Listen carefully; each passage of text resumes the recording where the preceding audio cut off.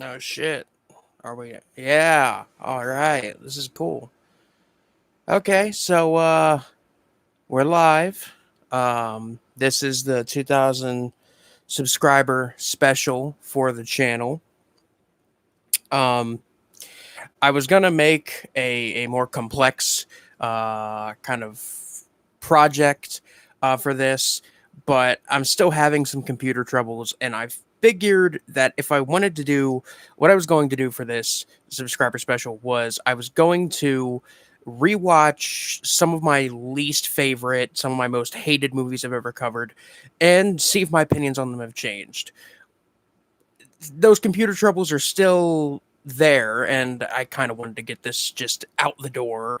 So instead of reviewing um, my one of my least favorite movies or my most hated movie, um, I'm going to just straight up live stream myself when chat is open, so questions are welcome. Questions, comments, concerns are welcome.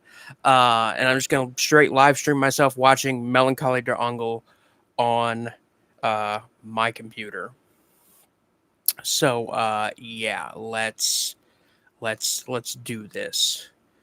Um, okay, just fucking bright.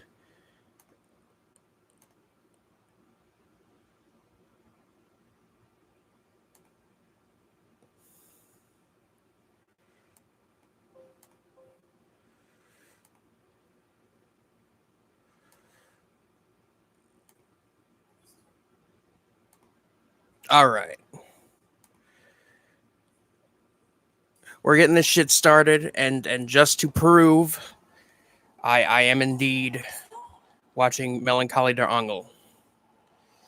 So I have it right here in my hands. If there's ever any doubt that I'm actually suffering through this, I'm actually playing the audio out loud, so hopefully my microphone will pick it up. So yeah, this is gonna be a torturous 2.5 fucking hours. So I'm going to just go ahead and immediately grab a beer because I know I'm gonna need it for this one. And I got some pizza here. Um, the movie's already starting out with a bang, with a pregnant woman being brutalized, which is fantastic. You love to see it happen. Yeah.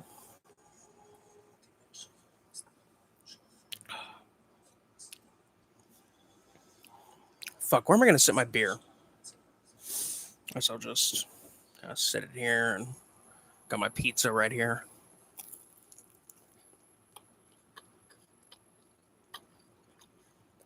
Mm.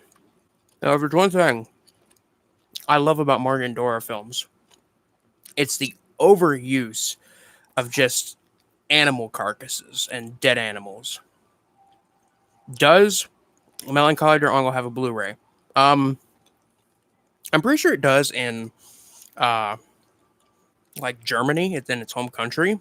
I'm pretty sure it has like a couple Blu-ray releases. I know it has a number of different releases um from varying countries. I don't think this has a North American Blu-ray or even a North American DVD release, but honestly, I'm kind of glad it doesn't because God, this movie is actual torture to watch, and that's why I'm watching it for the 2K sub special, is because it's painful. I'm hoping that maybe somehow by the grace of God, I don't know if my opinion will change, but I'm hoping that maybe I'll find something to appreciate on this rewatch. Maybe I'll realize this is actually a masterpiece. I kind of doubt it, but I'm gonna try. That's the best we can do here. Is just try to fucking try to get this shit going. I should have repainted my nails. before doing this, but fuck it, we're live. Okay, so these girls are at the carnival, and that's like cool, whatever. Um,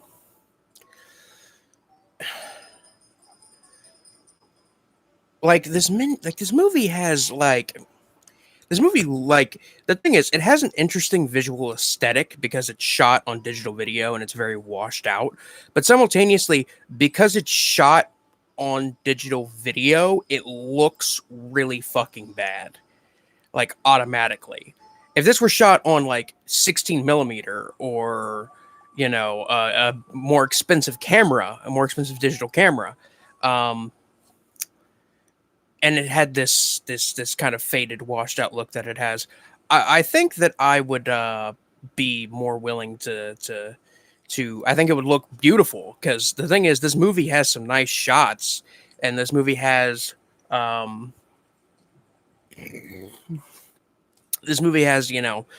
interesting visuals here and there, but it's never anything like because it's shot on fucking digital video. It can never achieve like true greatness. Um, yeah.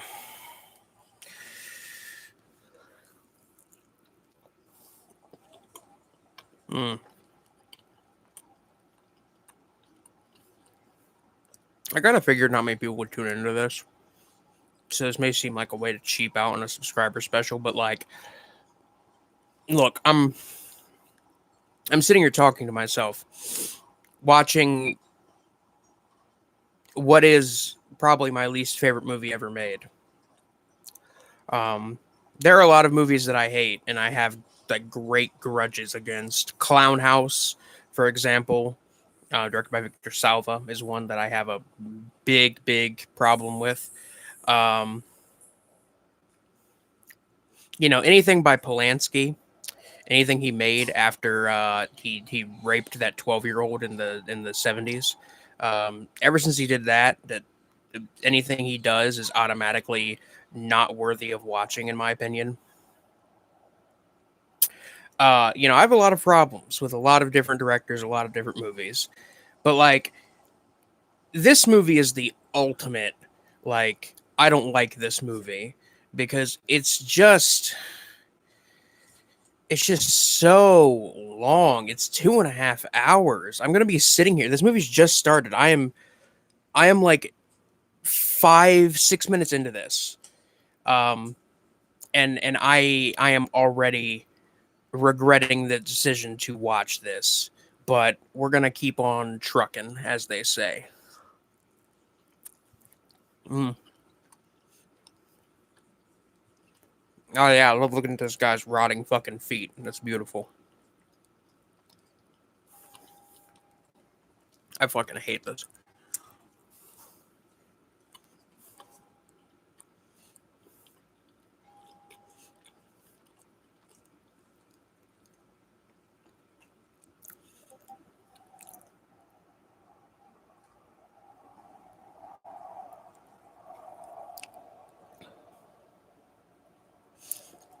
Yeah, it's not on any streaming services as far as I know.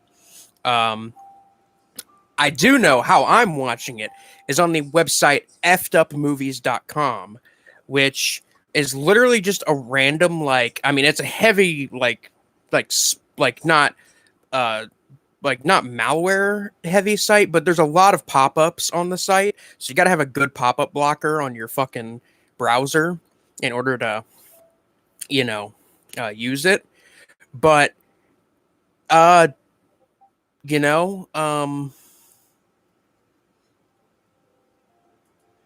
but it's a good source to find disturbing movies for free. They have like The Devils on there, which is a great movie just on this website that I'm pretty sure most people can access. um it's not a bad site. um it's not ideal. I would rather watch a lot of these movies on a less sketchy website, but this is what we got to do to suffer through this. Yeah, effed up movies. They got everything on there. It's actually a good source if you want to get into disturbing movies because there's a really big collection of stuff on that website.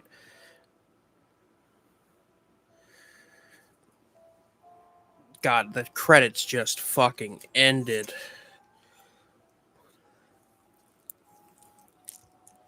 Mm.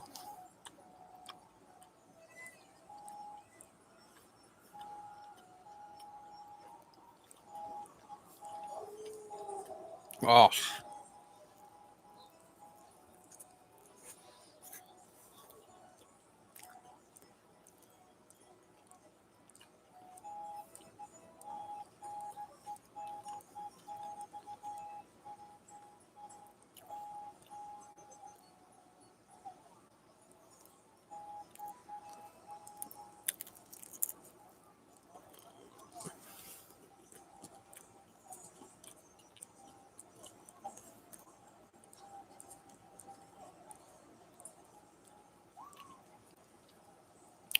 Okay, so with my most disturbing list,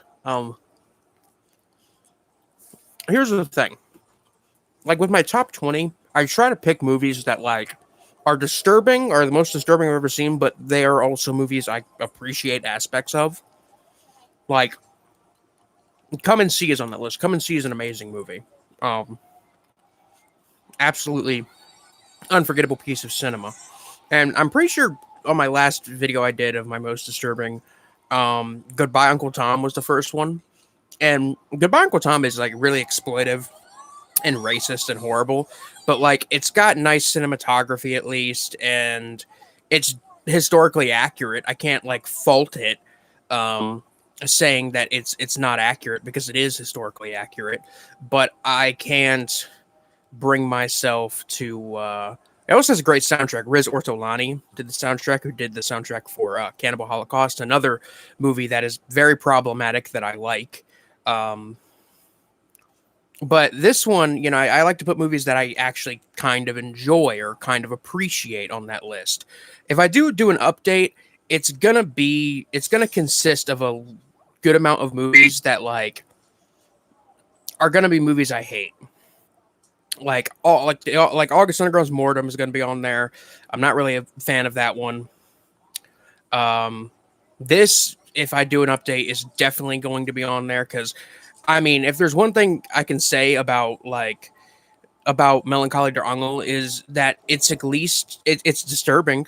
Like it does what it sets out to do, which is be really horrible and disturbing and disgusting and immoral and depraved. But uh, it doesn't do anything beyond that. It's not fun to watch. It's kind of boring.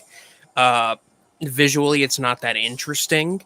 It's like this film, like when I hear people, I've heard people say before that like Salo, Pierre Pasolini's Salo, is like this pretentious, disgusting, pornographic film that is just some weirdos living out his fantasies via film as a medium.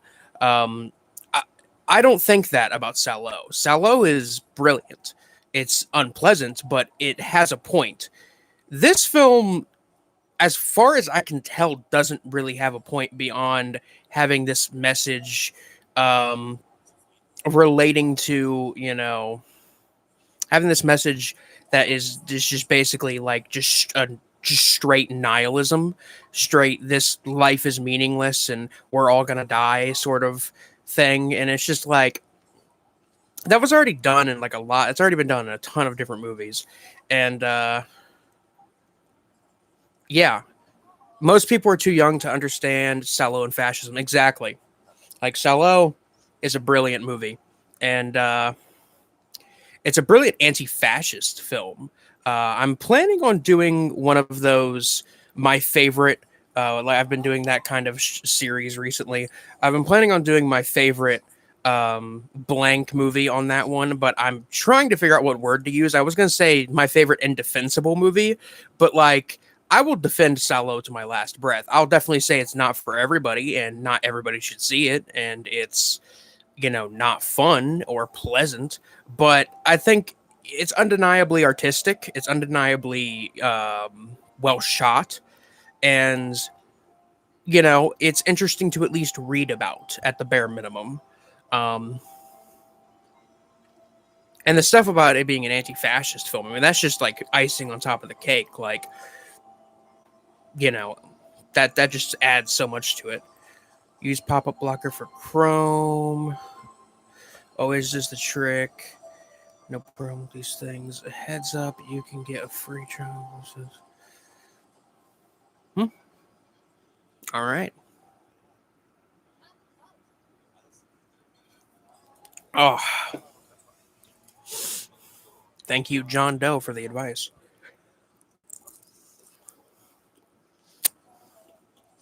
It's a good thing I'm eating before this movie gets disgusting, because it's gonna get there, and like when it does,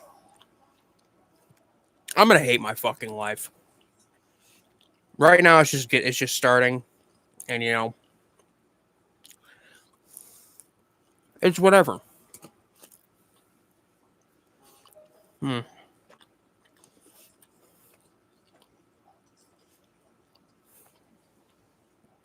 Oh,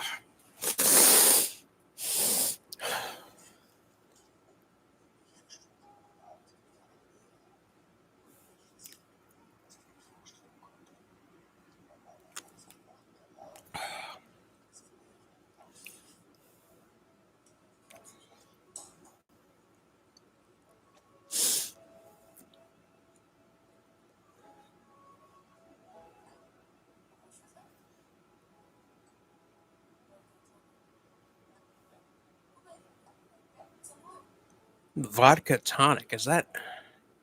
Do people really drink tonic water and vodka together? I guess gin and tonic is a thing, so I guess that's not too surprising. I don't know. I'm just trying to make this less painful, less boring.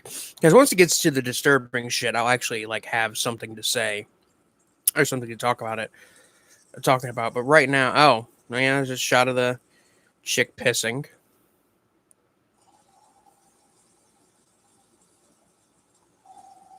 That's awesome. We love that here. Let me tell you, fucking Christ. Oh God. Fucking try to grab that slice of pizza, and I just got nothing but sauce.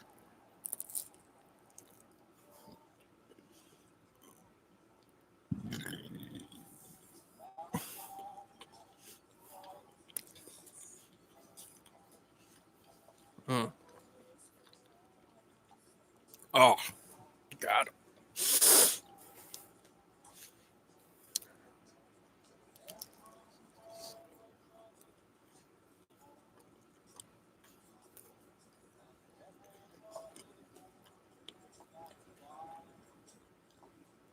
Have I watched Orphan Killer? I have not.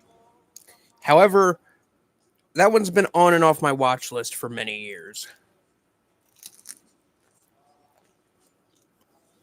Mainly because that's a hell of a title, Orphan Killer. But it's one of those ones that like I had on my watch list for a while, and I was like, this is just edgy bullshit. I don't want to watch this. I've grown out of my edgy phase. Yet here I am watching Melancholie Der Engel. I chose this. I chose to do this. I could have just bought a fucking Carolina Reaper off the internet and ate it. It would probably be more fucking fun than this. The pain would last longer though, much longer.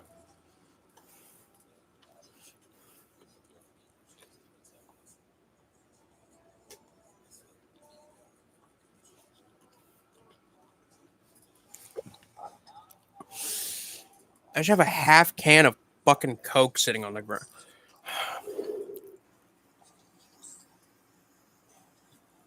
That's where I set the Coke I was drinking.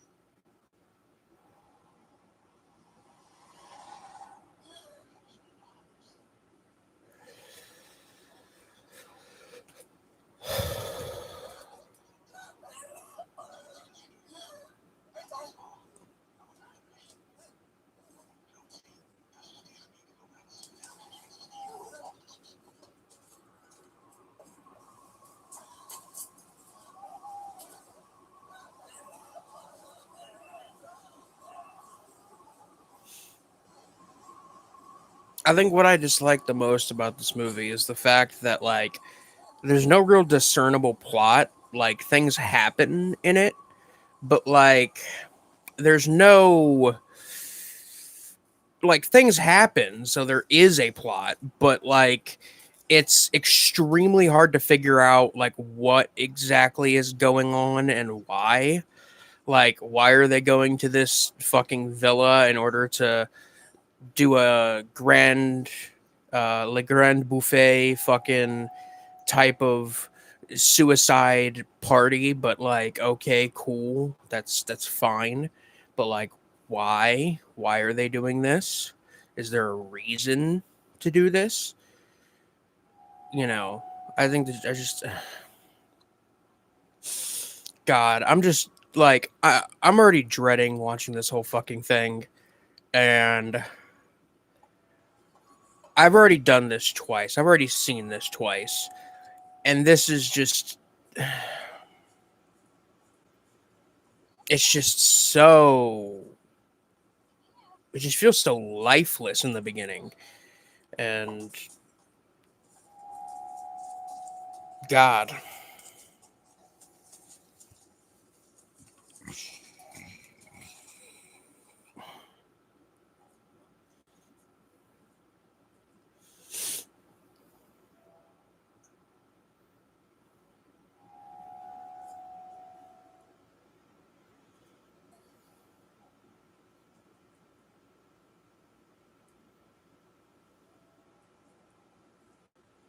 I'm also dreading the animal killings in this film.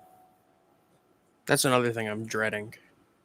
Because the last time I watched Cannibal Holocaust, which was like last October, I did something that I never thought I'd do, which is I watched the animal cruelty free version because like I just thought to myself, I don't know if I have the stomach for something like that these days. And let me tell you, the animal cruelty free version is definitely the best way to watch Cannibal Holocaust. Like it's so much easier to watch, and it still hits hard, uh, despite I mean, there's still really disturbing shit in there, even if you remove the animal cruelty.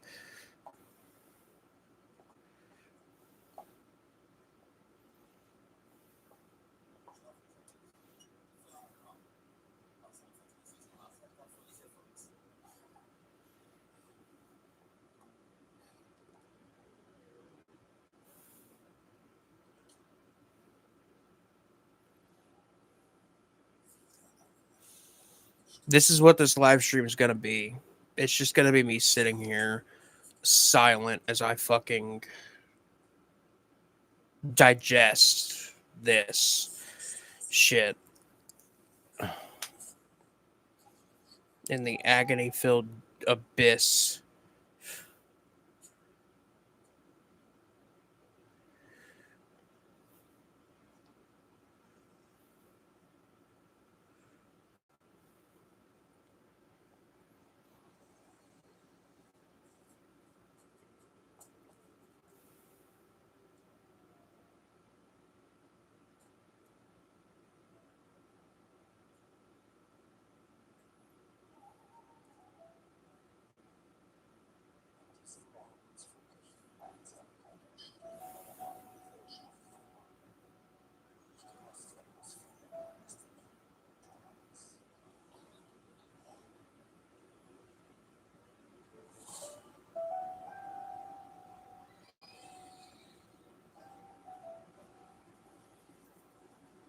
No, is that Constance Franck riding a horse naked? No, that's a chick riding a horse naked. Fucking Lady Godiva over here. Am I right? That was Constance Franck, though, fucking jerking off in that previous shot, though.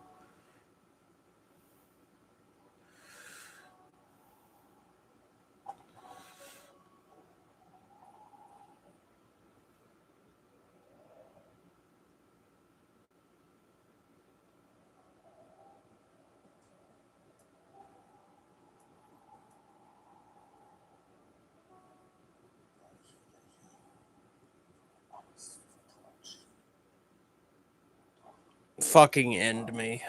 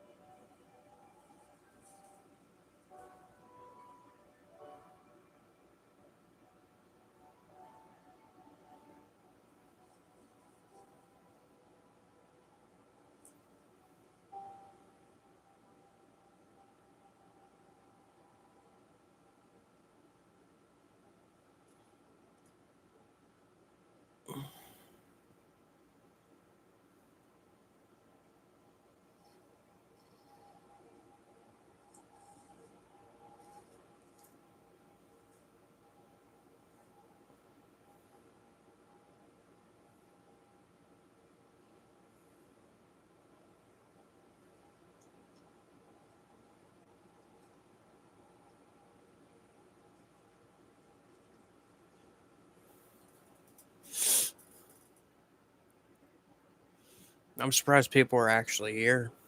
Honestly, this is a surreal experience. Usually when I stream, although usually when I stream it's late at night. I was gonna say, but usually when I stream I get like one person maybe. But I have 6 people here, 5 people. Motherfuckers keep leaving.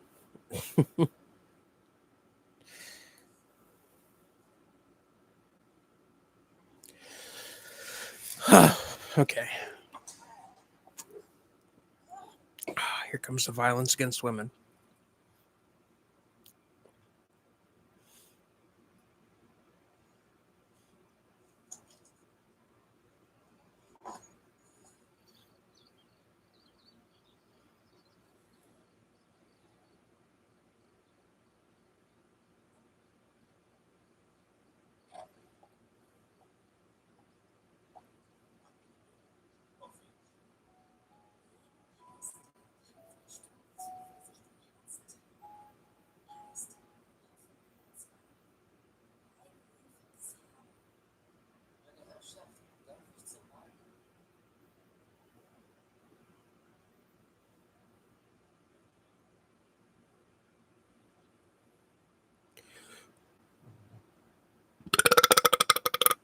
Oh, yeah.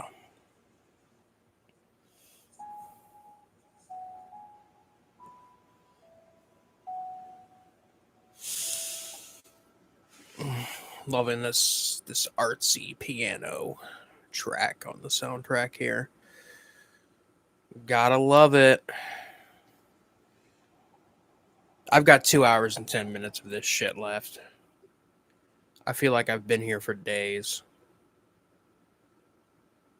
That's an exaggeration. I feel like I've been here for an hour at least.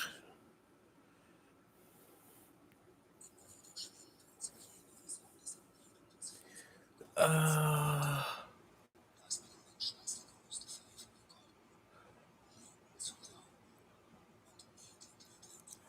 kind of drawn to nihilistic films myself. That's why Fassbender's my favorite director. I haven't seen any Fassbender, not yet. Um, but some of his work is on my list. Uh, because why not? Also because it's just like, classic, iconic filmmaker. You gotta see at least some of their work. Murder Set Pieces is fucked up, and Cold Fish. Yeah, Cold Fish is really fucked up. Murder Set Pieces is also kind of disturbing, but that one's kind of mostly like forgettable in my opinion.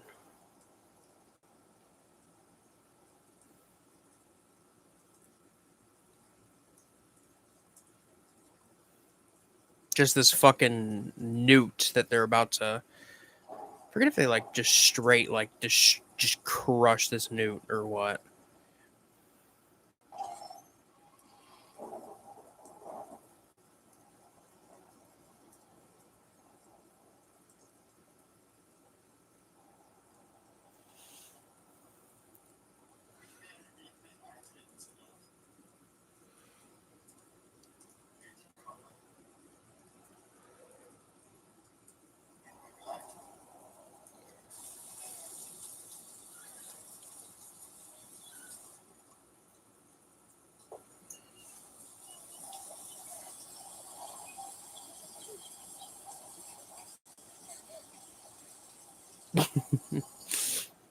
Yeah, fucking.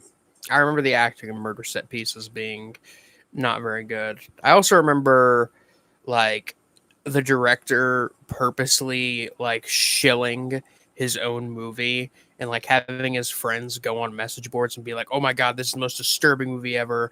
You have to see it." Oh, yep, there they go. They're straight stepping on a live fucking newt and it just pops.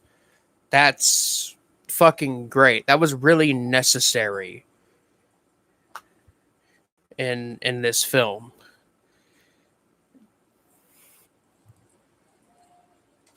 Totally agree. Yeah, no, the director's kind of an ass. Yeah, no, it was way Murder Set Pieces was way too hyped up. But like he got his friends to go on message boards and like write about how like, oh, they had to cut this movie down by like 15 minutes in order to just get an NC-17 when that's not true at all. You can actually go into the trivia for the film on IMDb, and like in the trivia it literally says this movie holds the record for most stuff cut from a movie in order to achieve just an NC-17. And then literally right below it the trivia says the director actually had his friends shill and hype up this film on message boards and um just hype it up as this super disturbing, fucked up movie, and had them just directly insult anybody who was like, "This doesn't seem that bad." Um, and the thing is, that director hasn't worked since. He hasn't done a film since, at least last I checked. Uh, but Murder Set Pieces is like, it's whatever. There's a cameo from Tony Todd. That's kind of cool, I guess.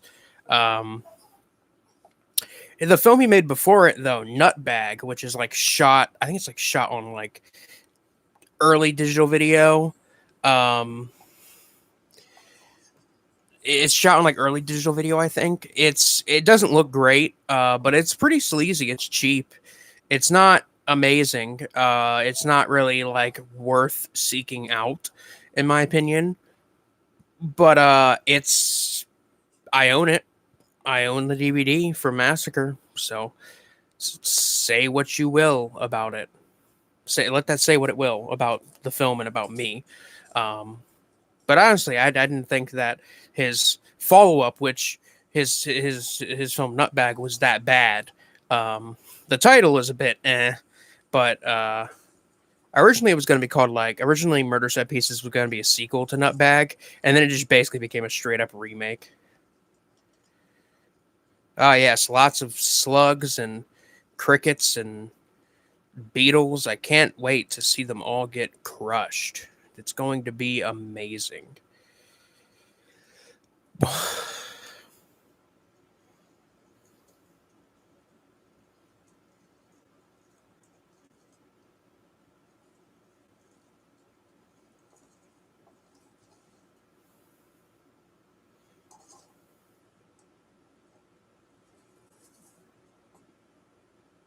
Like, I think the thing that would make this movie more tolerable, other than removing the animal, other than it not having to rely on animal cruelty for shock value, another thing that would make this film just a lot more tolerable is like some kind of context as to like what is going on in this film, because I've been paying pretty close attention, I'd say, and I can't tell you why these characters are at this house in the middle of nowhere.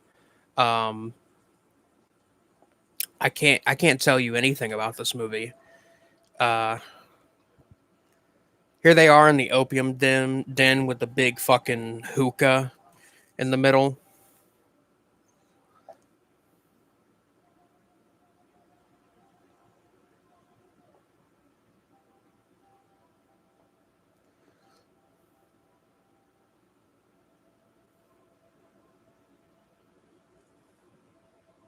Again, this fucking scene of this like fucking smoke filled room where they're all just like vibing.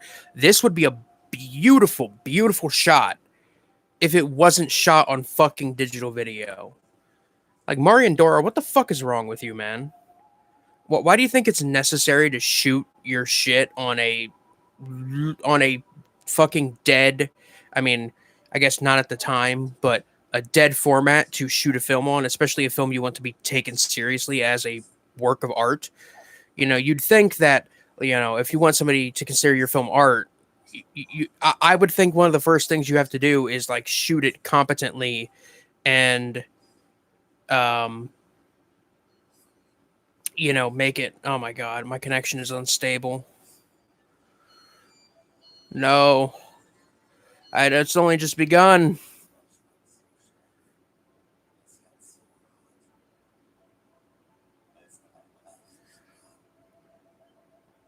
God damn it.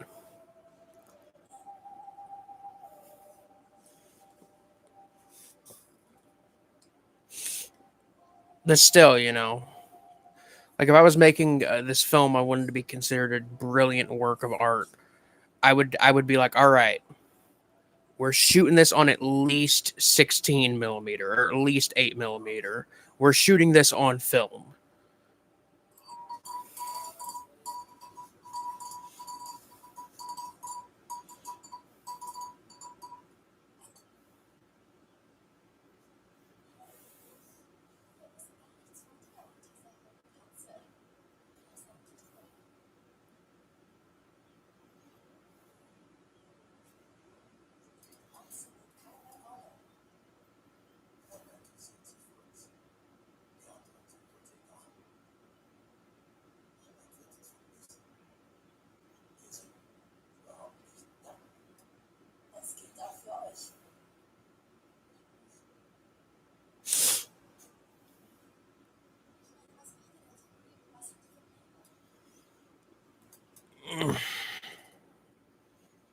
Yeah, here they go, smoking fucking the fucking hashish, the hookah, the whatever.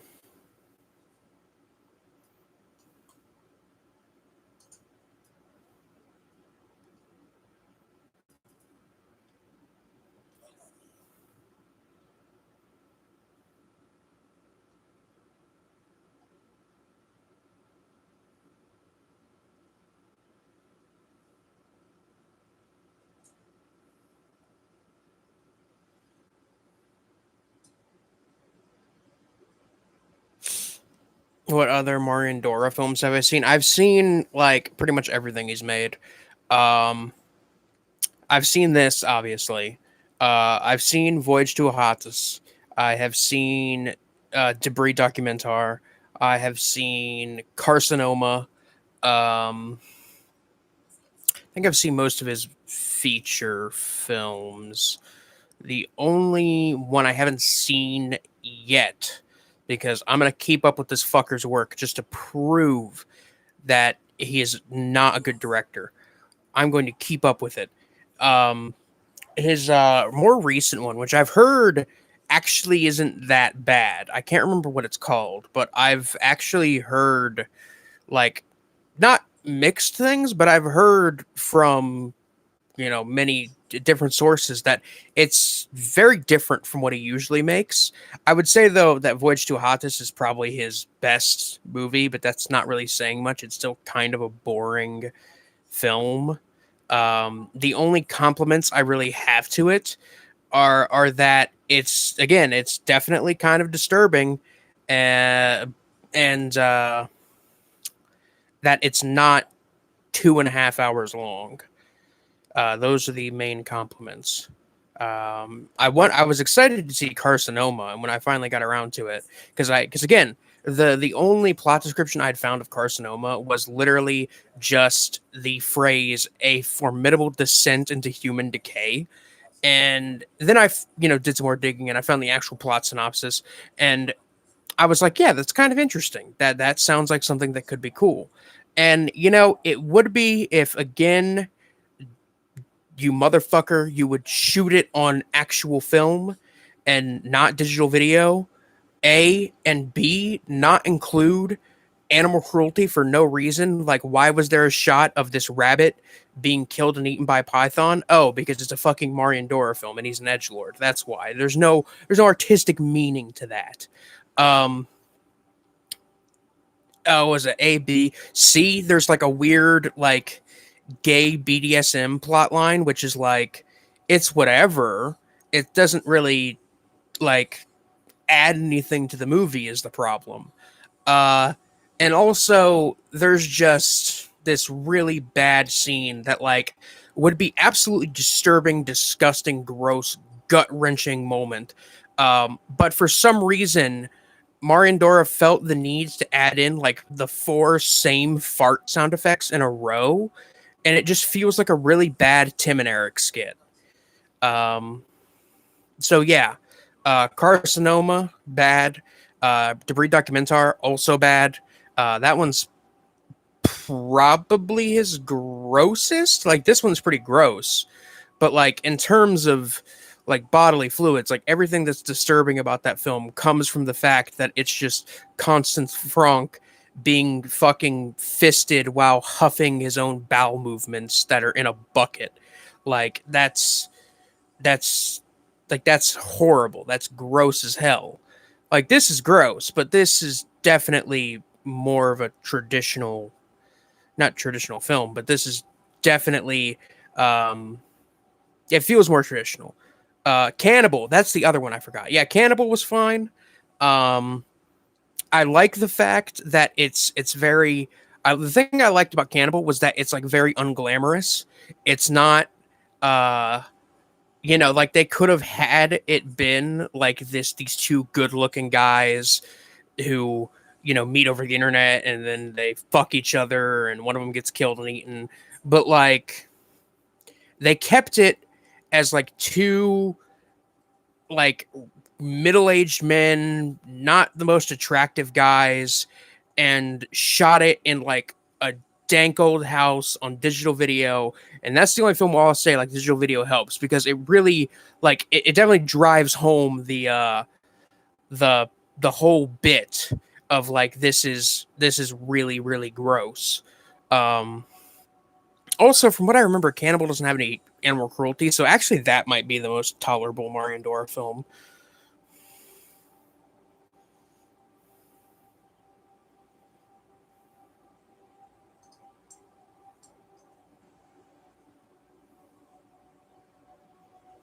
You want something to top it in terms of disturbing movies? I mean, yeah, there ain't much coming out recently that is like that will, really hit the same mark as a Serbian film or August Underground will. Um the only film I can think of that I've seen that is like not new, it's like from like 4 years ago, is Trauma. I'm pretty sure that's an film from Argentina. I could be wrong. I'm pretty sure it's from South America, but that one is pretty disturbing. It has a very Serbian film like vibe.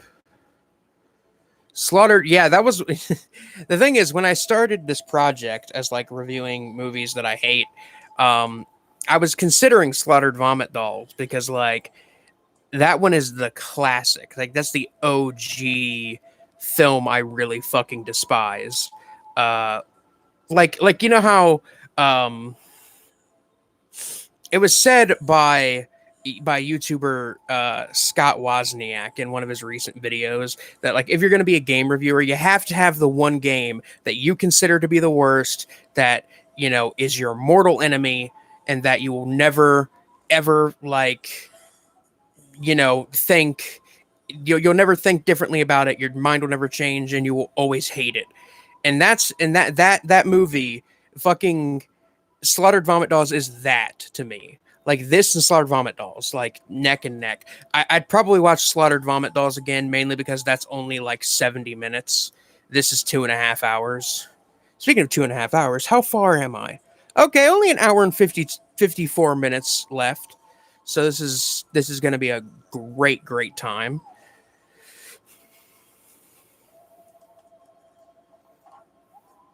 This chick is like really fucking sweaty and it's gross.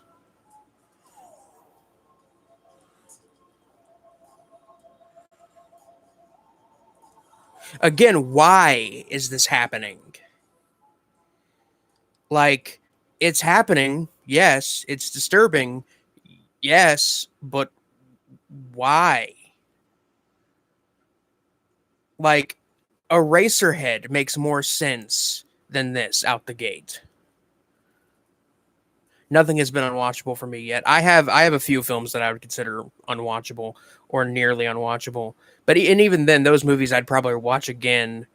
Um, other than this, like, I'm too desensitized. Yeah, I used to be super desensitized. Like, back when I made my regular updates to my disturbing movies list. Ever since I stopped that, like, I think it was like 3 years ago, I've kind of come down, and I can't handle disturbing movies as well as I used to.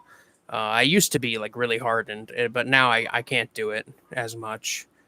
Um, I still, appreciate films like Cannibal Holocaust, and I still appreciate like Cello and a Serbian film. In fact, I watch Cello like once a year, once every other year, just to remind myself how much I hate myself. Um, yeah, no, I've become resensitized, and I'm kind of thankful for it. Uh, but that means that this movie is going to be like even harder to watch, which is going to be great.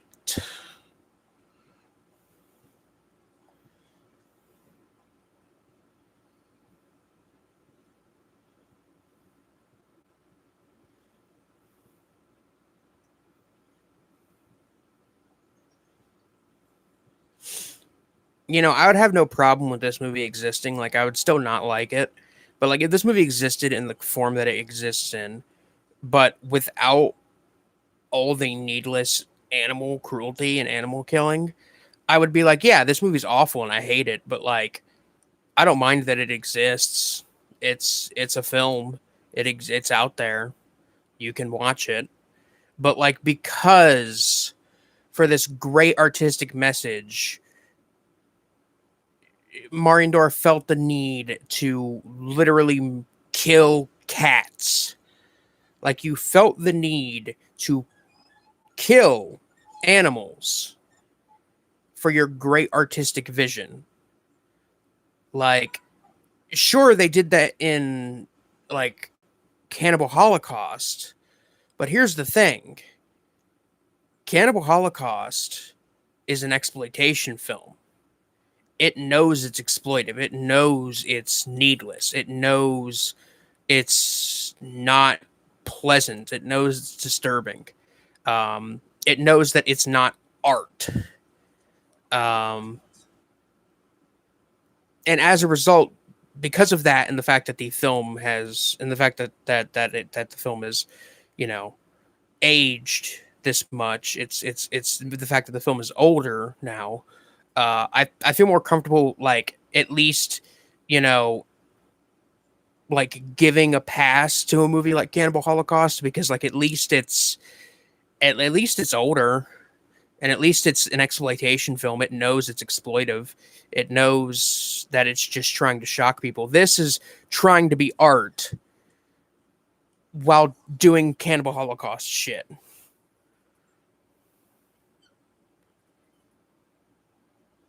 Yeah, exactly. It's cheap and unprofessional, and it's just done for the sake of being disturbing. I will say there are movies that contain animal cruelty that I like and that I appreciate. Pink Flamingos is one of my favorite movies, and there's a really rough scene involving a chicken in that. Is this Dora's sickest film? Probably, yeah. Um, like Debris Documentar, you got just like random fetish shit. This guy smelling his own foot sweat and, again, huffing an enema induced shit he just took. Um, Cannibal is just like two, below average middle aged men fucking for most of it. Um, Voyage to Ahatis is, I mean, there's some like sexual violence in there, but that's really, it's not too bad. If you've, it's not that bad. It's actually pretty tame. Carcinoma is mostly gross and needless. Um, this film, however, is like, it's gross. It's got the bodily fluids everywhere. It's got the killing of animals. It's got a lot of graphic violence. It's got rape. It's got violence against women.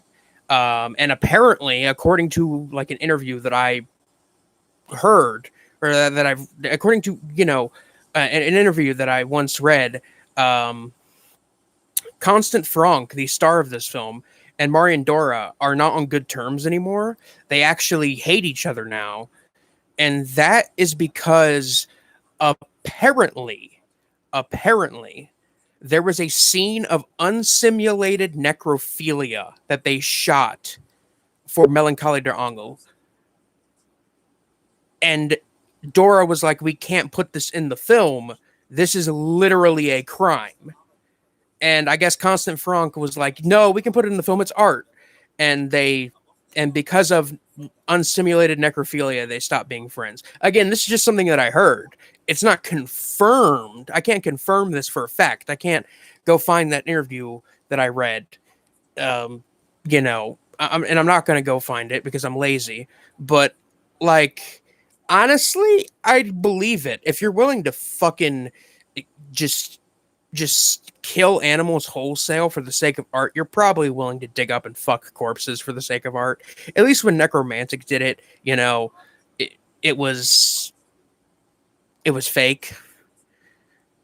And that's another one, Necromantic. Necromantic has an animal killing in it. It literally has them killing a rabbit. But the thing is, they just went to a rabbit farm where they do that all day, every day. And they just asked, "Hey, can we film you killing this rabbit?" And then that's what they did. And I think that makes it a bit better than like, what Marion Dora probably did for this movie, which was go to a fucking pet store, pick out the 3 cutest cats he could, and then just fucking, just went to town killing them.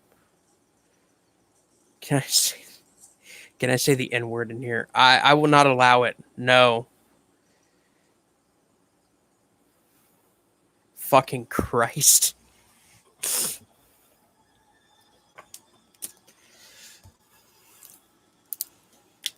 Oh, okay.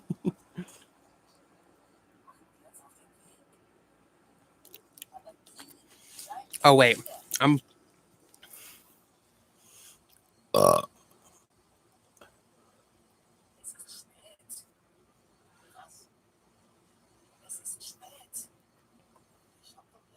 Can I make jokes about bald people? Go ahead.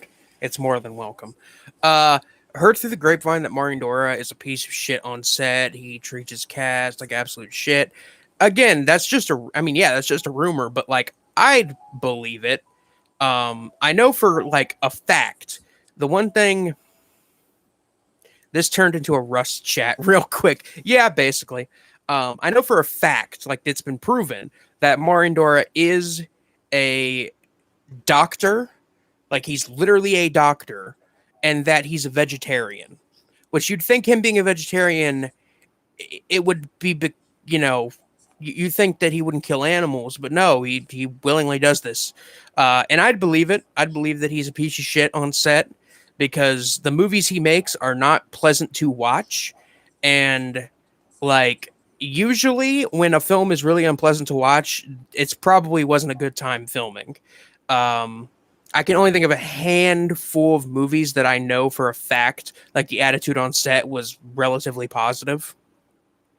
That where the film itself is like really, really disturbing and horrible. And one of those is Salò, because from what I've heard on set, Pasolini was like completely chill, and all the cast and crew were like, "We're making an important piece of art," and they were willing to do these things, and they were more than happy to do these things. And that's the complete opposite of what the film is. Um, this just feels like human suffering and looks like human suffering, and it probably is human suffering. Um, Honestly, people like will give people like Stanley Kubrick or like Alfred Hitchcock like shit because they were like shitty when towards their cast and crew when directing, all day. But uh, Marion Dora, I mean, again, Marion Dora makes niche films that don't um that don't reach a very wide audience, but like, you know, I think Mario and Dora should be at least included in there somewhat, maybe a little bit. Um, I feel the sudden urge to go bowling. I'd like to go bowling, honestly. Again, I grabbed my fucking lemonade, and I still have like a quarter of a beer left. I'm gonna need this instead of the fucking lemonade. Oh,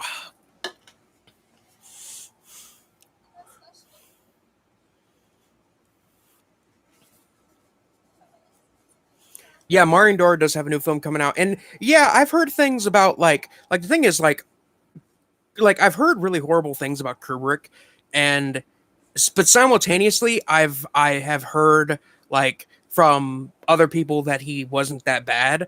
But like I know for a fact when shooting like A Clockwork Orange, he purposely wrote in that Alex has a pet snake because he learned that Malcolm McDowell was afraid of snakes, and that's kind of a fucked up thing to do. Um,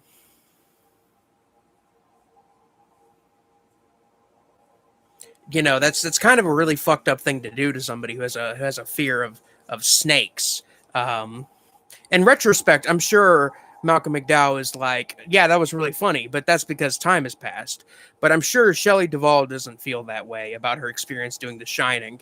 And if you don't know about Shelley Duvall's what happened with Shelley Duvall during the shooting of The Shining, it's really really rough. Um, been a long time subscriber. If you had the chance to show 5 films on 35 millimeter in a cinema one night off the top of your head, what would you screen? Um, okay, 5 films on 35. Dawn of the Dead, the original. Um, probably The Holy Mountain. Maybe uh Mount Testis Carnival of Blood, End of Evangelion. Um, and you know what? We're just gonna go for the cheap out answer on this last one and say uh Sallow, since we were talking about it. So yeah, Maltese Carnival of Blood, um, Dawn of the Dead, Sallow, End of Evangelion, and I forgot what the other one was that I said. Um,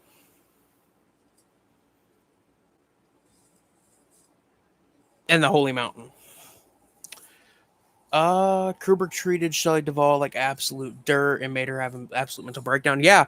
Last I heard, Shelley Duvall was living out of a car.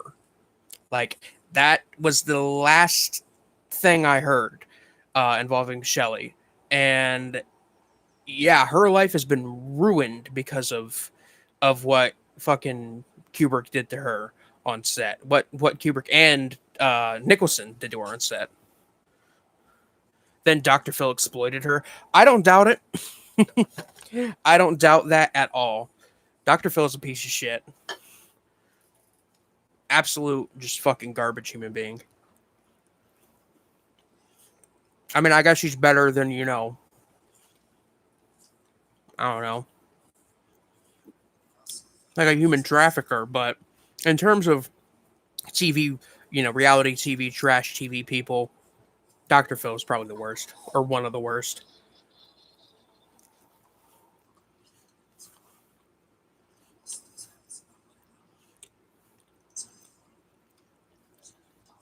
Oh,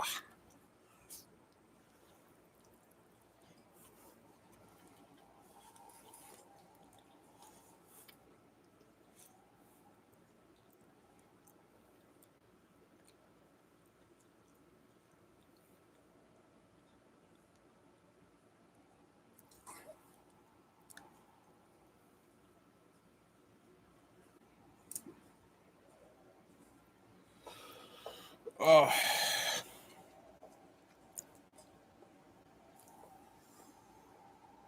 She legit believes Robin Williams is still alive. Jesus. That is that's actually really really tragic. Like,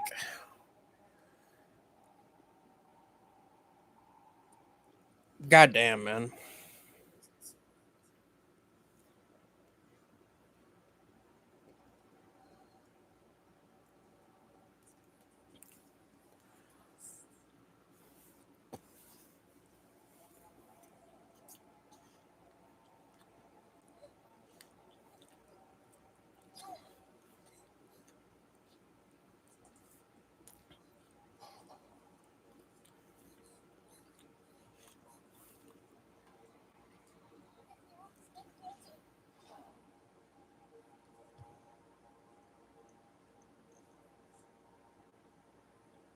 Hmm.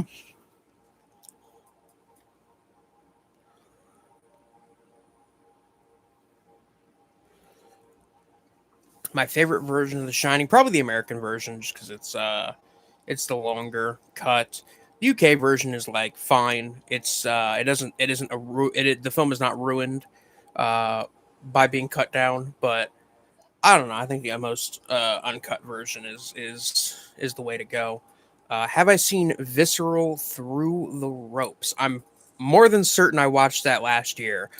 But here's the thing: last year I watched a lot of movies. I watched like over 500 movies last year, and uh, again with the fucking stepping on dead animals, like why?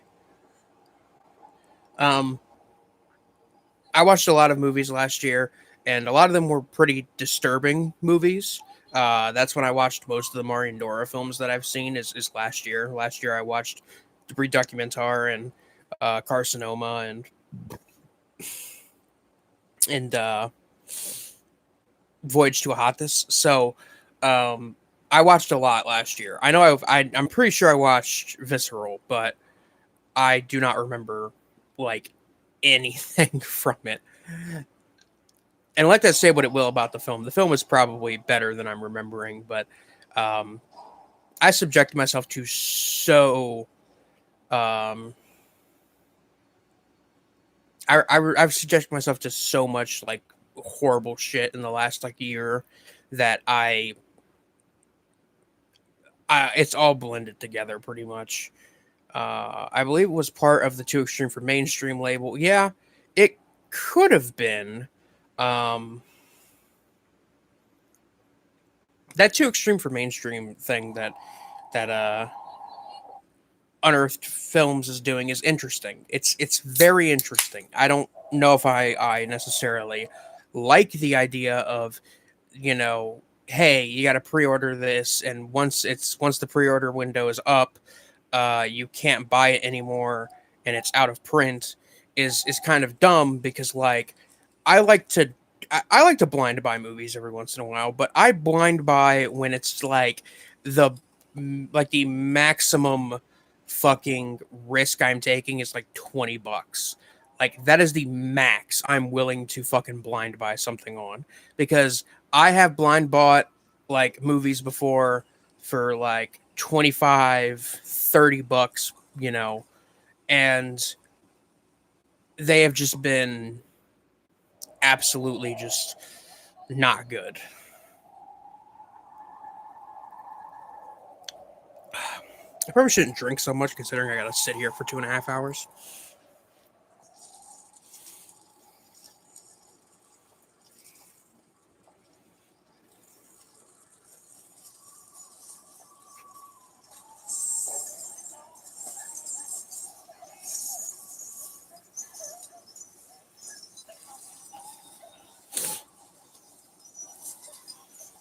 So there's this like scene with the nun, and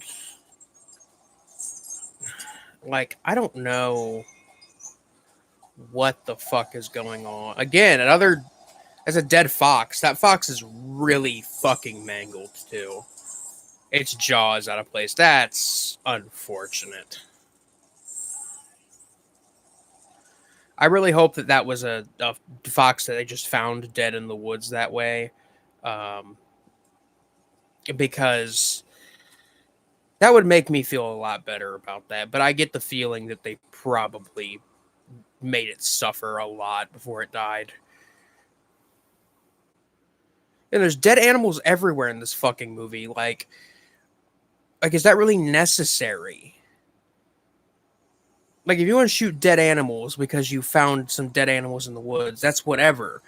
But, like, is it really necessary to step on these dead animals? Is it necessary to mutilate these dead animals? Is it necessary to mutilate the animals before you just kill animals or harm animals in general? Is this really necessary?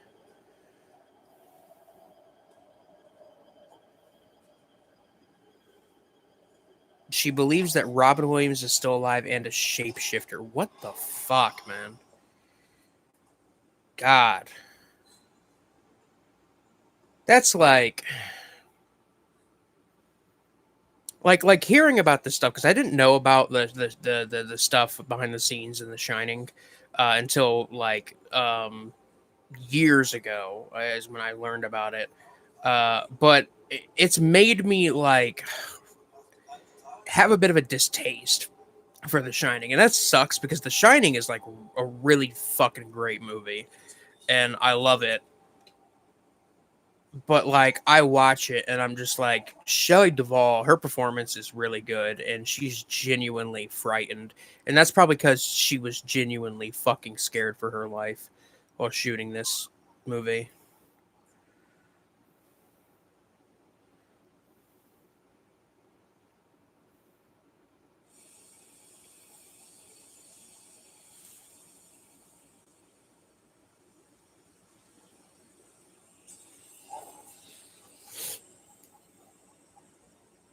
All of my friends, right?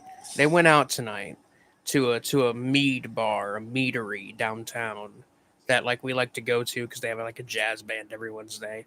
And I told them like, and I'm tired from work. I worked all day, so like, I'm like, I'll probably just again squeezing a fucking frog to death. What is that? Um, I'm tired from work. I just kind of want to stay in. And I was like, man, what am I gonna do? What am I gonna? I gotta work on something for the channel. And then I was just like, oh, I've got the time. May as well subject myself to this shit again. As much as I love The Shining, Eyes Wide Shut struck a chord with me more. Eyes Wide Shut is really great. I personally really really like Eyes Wide Shut. Um, I think it's genuinely really creepy and super enjoyable. Some of the behind the scenes stuff on Eyes Wide Shut is interesting too. Like apparently, like they set up the characters, the main characters, like bedroom to exactly match Tom Cruise's bedroom in real life, and like that is just like really really wild. The mansion scene, dear fucking god, it's creepy. Yeah, the mansion scene is really really creepy. Um, I really like Eyes Wide Shut. It's been a while since I've seen it. I'm gonna have to buy it on Blu-ray and give it a rewatch. One of these days. Because when I watched it when it aired on like IFC, and IFC they air everything uncensored. But there were commercial breaks and stuff, so I had to fast forward through it because I like recorded it because it was on like at like fucking midnight and shot in the Rothschild mansion. That doesn't surprise me. That doesn't. I'm getting my fucking beers mixed up. This one's empty.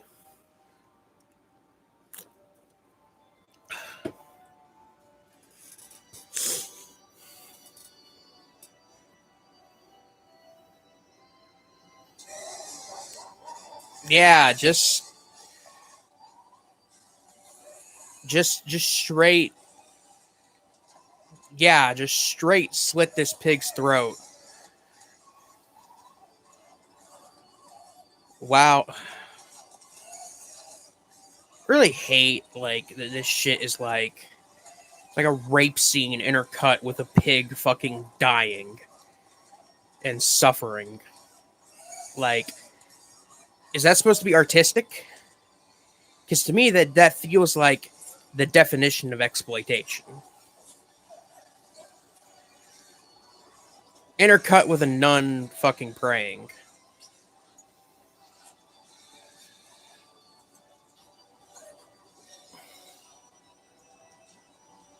God.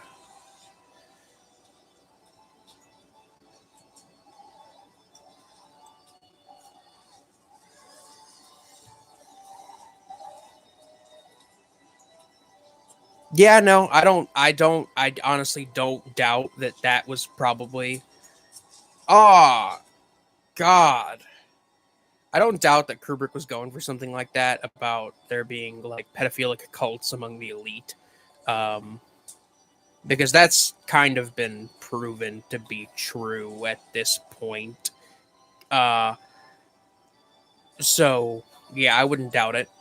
Um, I know for a fact that rich white people are doing some weird kinky shit. I know that. At the bare minimum, that is a fact.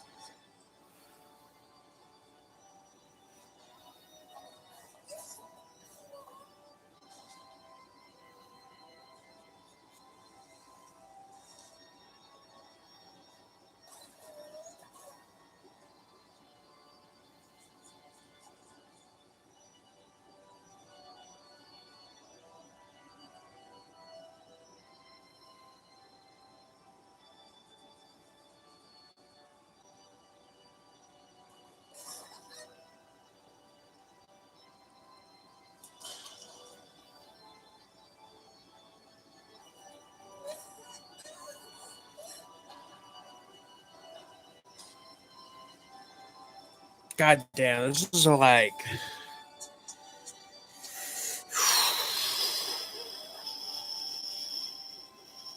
how much longer? Thank fuck, I only have an hour and a half.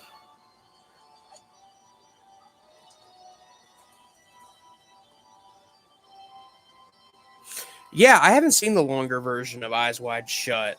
Um,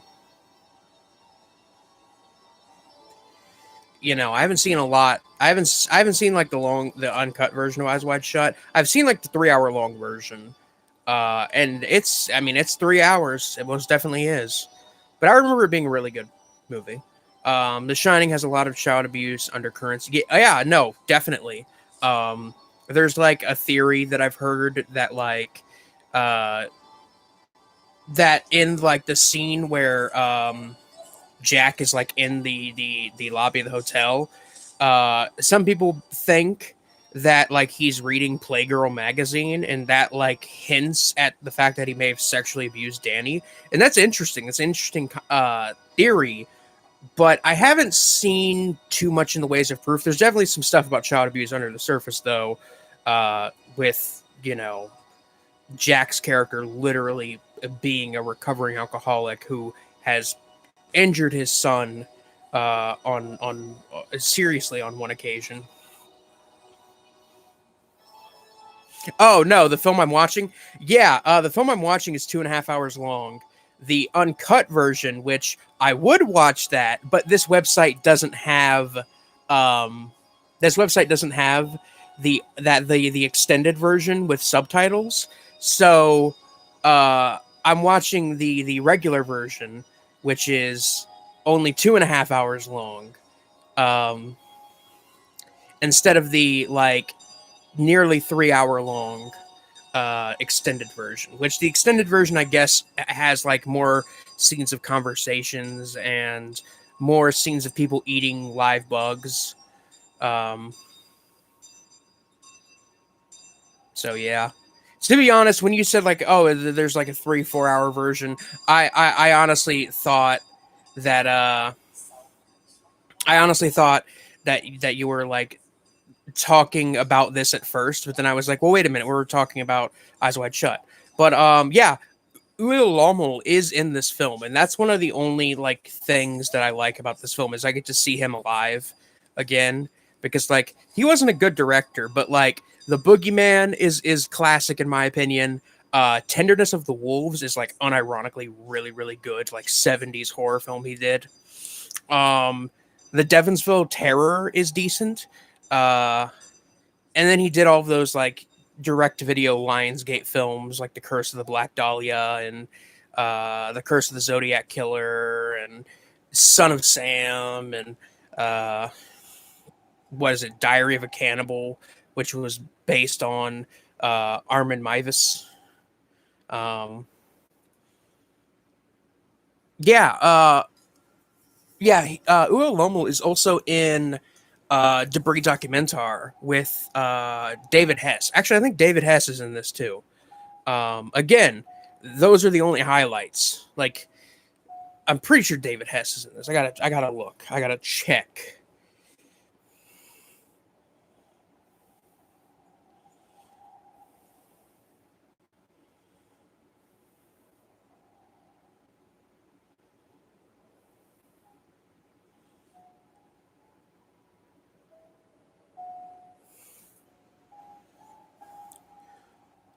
The Boogeyman never gets talked about. Yeah, no, the Boogeyman is like honestly really, really good in my opinion. I think it's a very creepy, um, very creepy little flick. Let's see.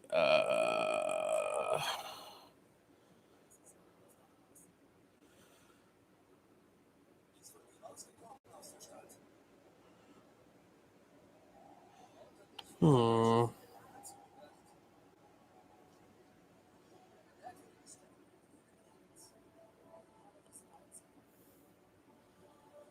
Yeah, Uwe Lommel is also in Carcinoma. Uh, David Hess. I gotta confirm whether or not David Hess is in this.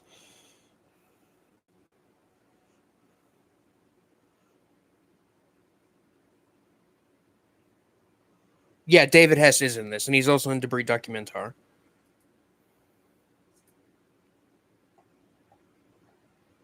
I thought he was in this. Lommel did a film about a sniper killer with the guy from Dawn of the Dead. Is David the one guy, the guy who plays the helicopter pilot?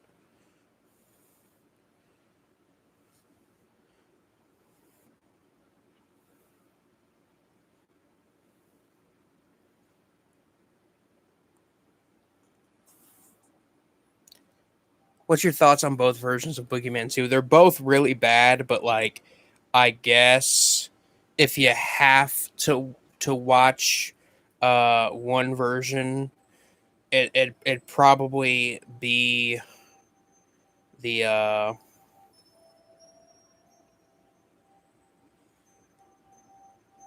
the one that's like the Boogeyman's Revenge or whatever.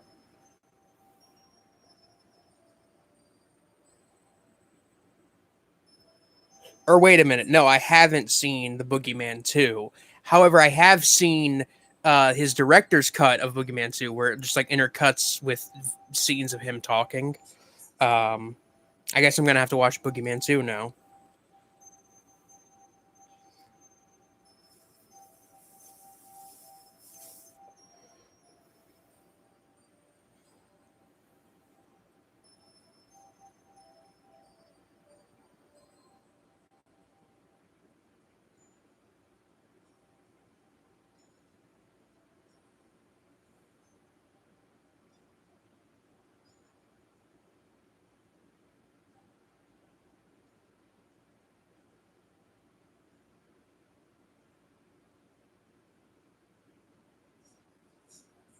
I know I'm not paying attention to the movie right now, but I promise.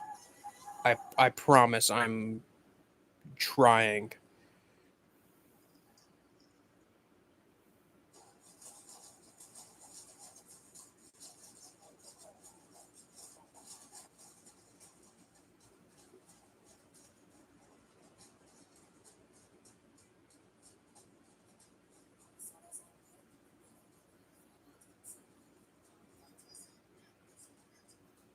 Okay, I gotta put my phone down.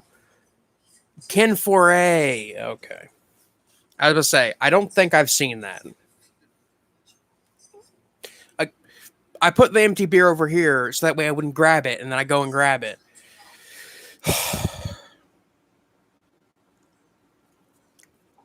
getting lit on a fucking Wednesday.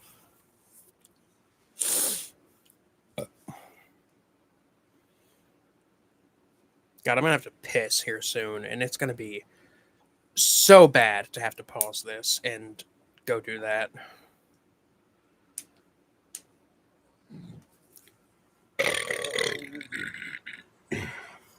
An hour and 18. We're getting there. We're getting there, boys.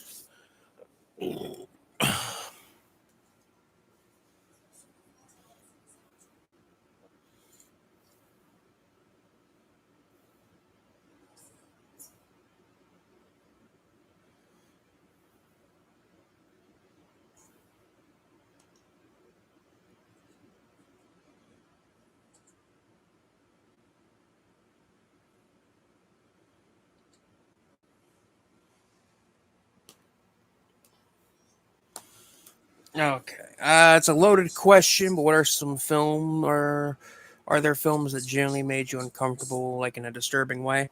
Um, you know what? There's a few that have like, you know, genuinely like not just disturbed me and made me feel, disgusted and just sick and everything, but like genuinely made me feel like uncomfortable, like I don't like this. Turn this off, please. There are a few of those kinds of movies. I would say Sallow is one of them.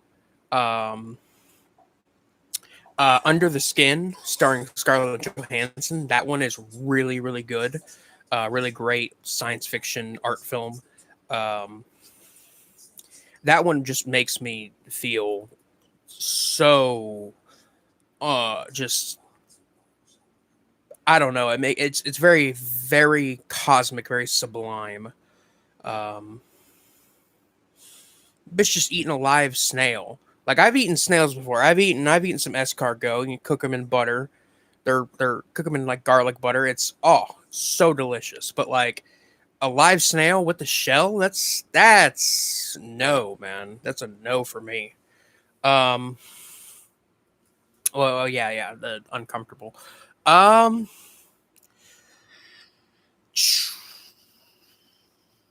uh, Pig chicken suicide is one that's that made me feel genuinely unnerved and just like I was squirming in my seat. Not just because of the fucking uh, slaughterhouse footage that is within the film, but also just because the atmosphere of that one is really not fun. Uh, it's a bit cliche to say, but Martyrs is one. I rewatched that one not too long ago, and that one definitely stays with you for a while. Uh,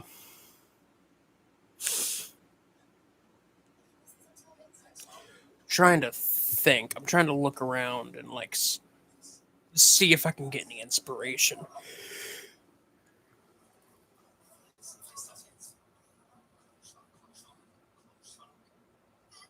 Yeah, Torment from 2017. Yeah, I watched it. It's not fun. It's not good. There's no dialogue. It's a really like if you watch that expecting it to be like a actual film about John Wayne Gacy that is like exploitive and nasty, it's not that. It's most definitely not that. Um, and if you watched it wanting like a really disturbing like torture slasher type movie, it's not that either. It's just it is just nothing. It's just a man dressed up as a clown like torturing and raping and murdering another man for 70 minutes. It is not worth your time. Um, that film is also on fedupmovies.com. Uh, so, there's that.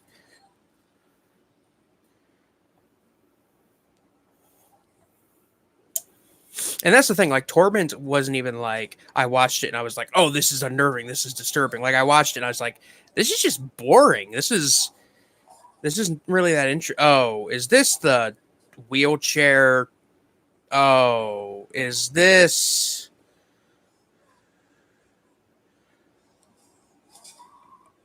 Oh. Yep, just straight ripped out her colostomy bag. That's fucking pleasant. I love that.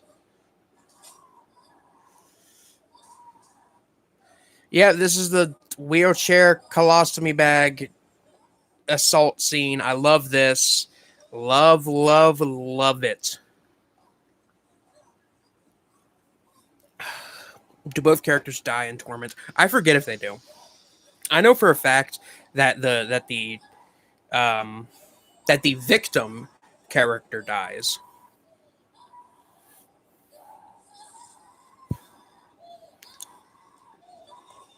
Oh, why, Marion Dora, you fucking bastard! Why would you fucking do this to me?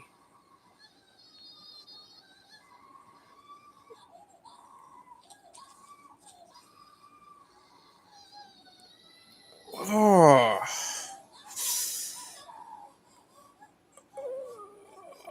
And he licks his finger, right? I'm pretty sure he does. Or no, he doesn't.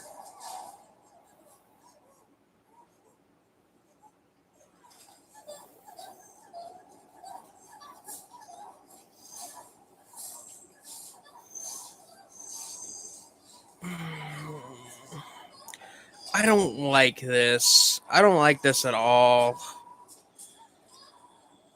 I recently rewatched August Underground's Mortem, and I was like, man, this isn't fun, but like, this is realistic. I'll give them that, and it's very depraved. But like,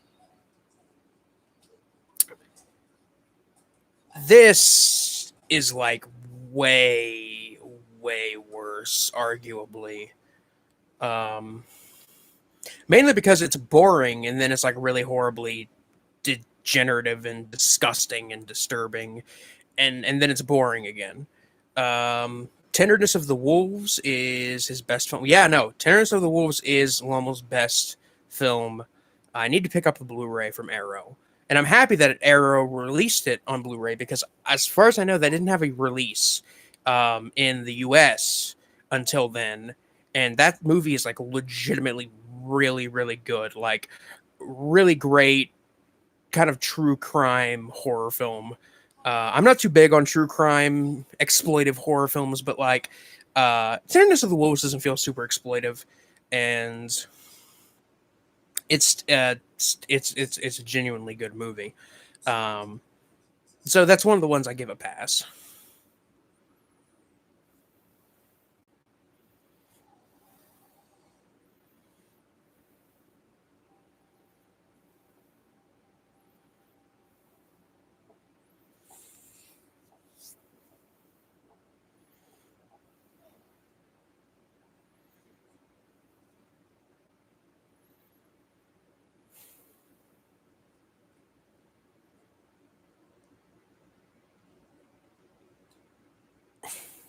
I know I've said it like four times already, but like this movie wouldn't be nearly as bad as it is if it like if you knew what was going on and why. Like I don't mind it when a film doesn't hold my hand, but like I have to be able to like have some idea why these characters are doing this and why they are there, and I can't do that when there's nothing to give me any idea.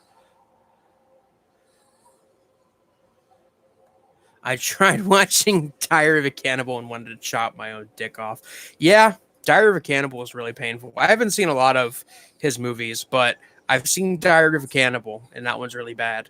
Um, I've been kind of wanting to see his like Zodiac film and his BTK film, mainly because like they're just so poor, and his Son of Sam film, mainly because they're so poorly rated and received. And I like to torture myself with awful shit. Hence why I'm watching this fucking cinematic travesty. Oh god. Okay, we can do this. There's an hour and 8 minutes left of it. Oh, and there's the dead fucking cat. fantastic.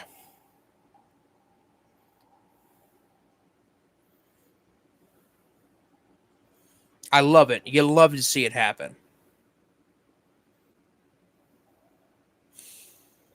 Like, I don't even like cats. Like, honestly, cats are overrated. I'm a dog guy myself. I have a little Dotson. He's a little bastard. He's like 11 years old. He's getting up there in age, but he's made it this far. God bless him. And you know, I I I I love my dog and everything. But goddamn. To be fair, Seed feels like a Lummel film in some ways, mainly in the sense that it's like bad. Um, that's the main sense. There's like an interview I've seen as this guy is fucking just destroying, just mangling this already dead cat. Um,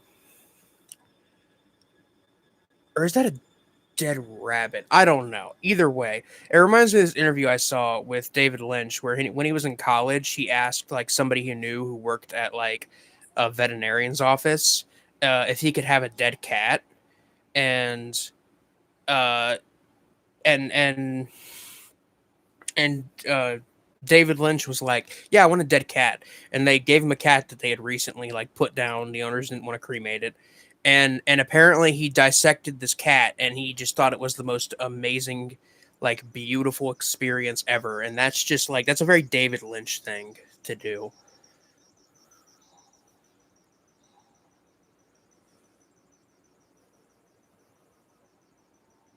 Yeah, I forgot that there's real animal cruelty um in Seed. Again, Constant Franck sitting on a tree naked with a fucking dead cat. This is art. You're telling me this shit is art?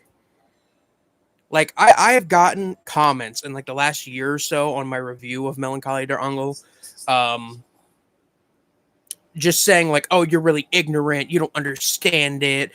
Blah blah blah blah blah. This movie's a beautiful work of art." It's just like, no, it isn't. This is an edge lord's idea of beautiful art. Like I will talk for hours, for days about how I believe Lars von Trier is this edge lord, like just shitty director. Um, like his movies are really just edgy attempts at art house. But that man is a fucking genius compared to Mariandora. Like I would rather watch fucking not necromantic, nymphomaniac again instead of this. I I would rather watch the house that Jack built again. In fact, I might do that. But yeah,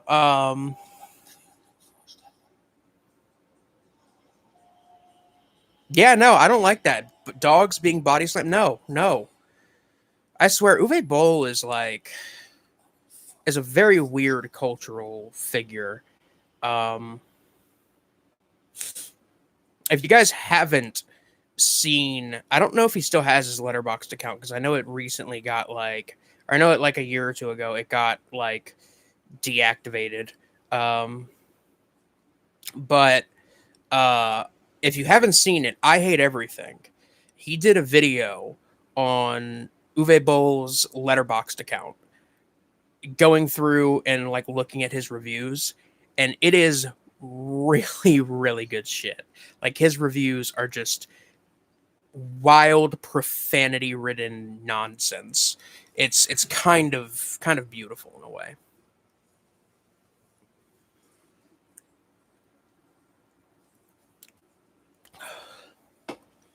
I'm almost out of beer.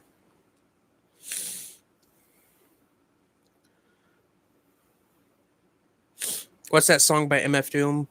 There's only one beer left. I don't know. I'm fucking dying over here, guys.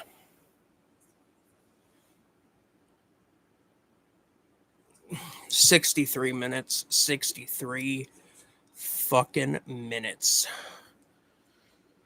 Somehow, some way, I have done this to myself.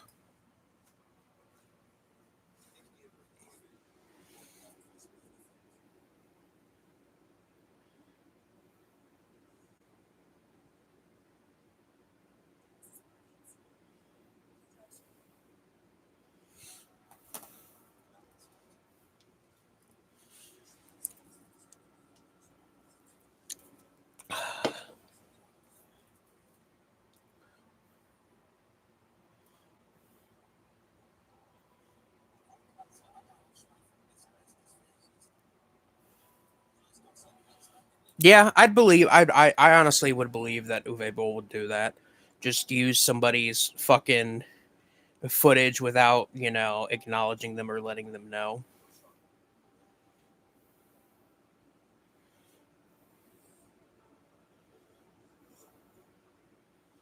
I feel like I'm gonna need a shower after this.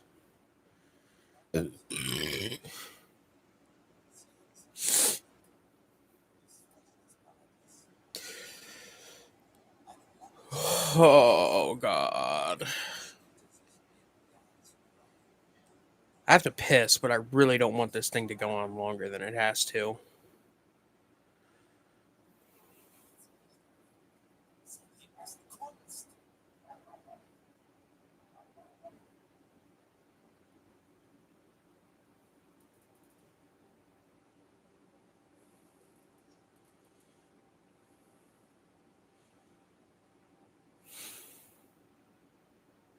Yeah, this movie would be just like a lot more tolerable if it was like just the depraved stuff. Like it was just the depravity and the rape and the torture and the pissing and shitting and vomiting and shit.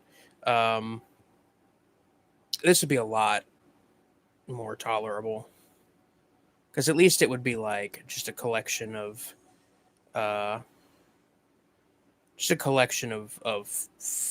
fucked shit. Speaking of Von Trier, I hated Antichrist. Antichrist is the only movie from Trier I really like. Um, I haven't seen like Melancholia, which I don't know if I really want to see it. Um, I haven't seen Dance from the Dark yet, but I like Antichrist. It was my first Lars von Trier film, and it was like the first art house type movie that I ever saw. So it's kind of important to me in that way. Um, my favorite non-Argento Jallo film. That's a hard one. I might have to go with a very, very. I'm not super like deep into the realm of Jallo films and Jallo adjacent type films, but if I had to give a few favorites off the top of my head that aren't Argento, I'd probably have to say Blood and Black Lace, um, All the Colors of the Dark, and The Strange Vice of Mrs. Ward. Those are all really good stuff, really good flicks. I really like The Strange Vice of Mrs. Ward. I was surprised by it. Like I was really, really into that one, but I wasn't as into All the Colors of the Dark. I had to rewatch that one. I had to watch that one a couple times before I really appreciated it. But I really like the imagery and the kind of satanic, phantasmagorical imagery within that film. It's really nice. It's really nice. Ever watched Shogun Sadism? Yes, I've seen Shogun Sadism, and I've seen Joy of Torture, which is which is like the first film, and Shogun Sadism is a sequel to Joy of Torture. Um, and out of the two, I kind of like Shogun Sadism is more splattery. Like there's blood spraying when people get decapitated and stuff.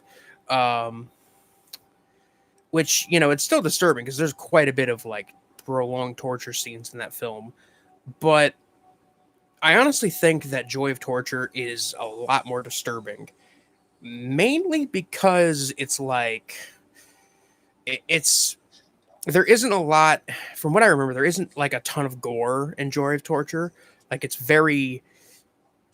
very basic, like just bondage and kind of, flogging kind of shit. And I think that there's a scene where somebody is like blinded using like a burning hot like iron or something. But um that one I feel is a little more gritty and disturbing because it's not as splattery. But they're both quality films in my opinion, and I really like both of them. Martino is great. uh a good obscure one is The House with Laughing Windows. I'll have to look into that because that title just immediately, that sounds like something I'd be into. That sounds like something I'd be up for. The House with Laughing Windows. Oh, and there's the cat murder. Just straight slitting a cat's throat. There we have it. But ladies and gents,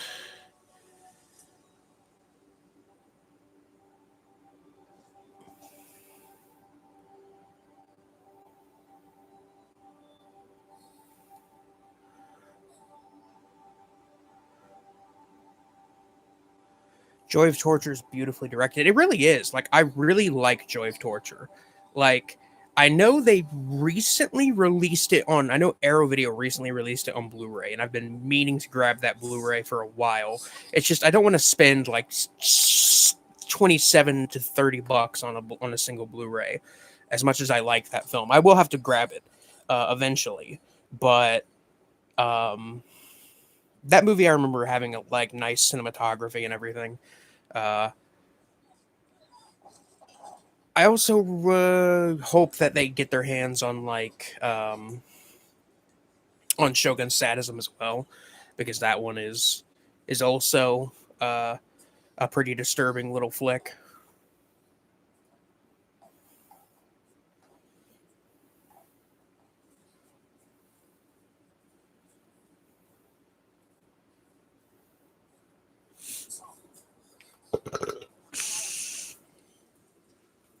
Okay, I have 55 minutes left of this, but I really have to piss. So I'm gonna pause this. Fucking Christ. And I will be right back. I swear.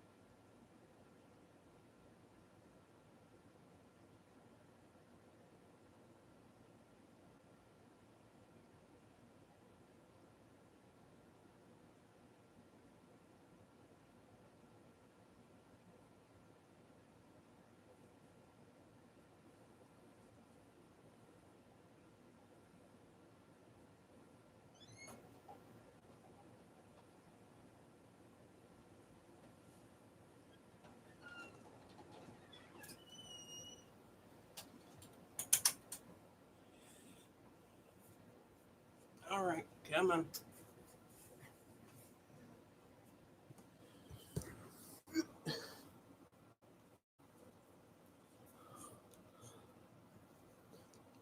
Oh, look at him.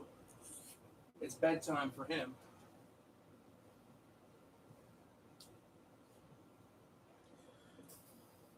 Yeah, that's right. I'm chilling in my fucking boxers. Okay, back to torture.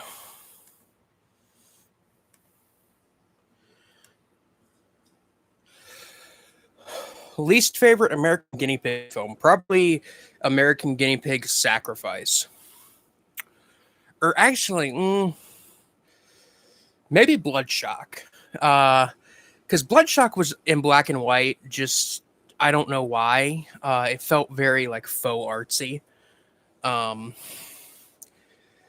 It's definitely not like unwatchable, but compared to the first one, like I don't know, the first one is long and kind of boring, but like those gore effects are really really great.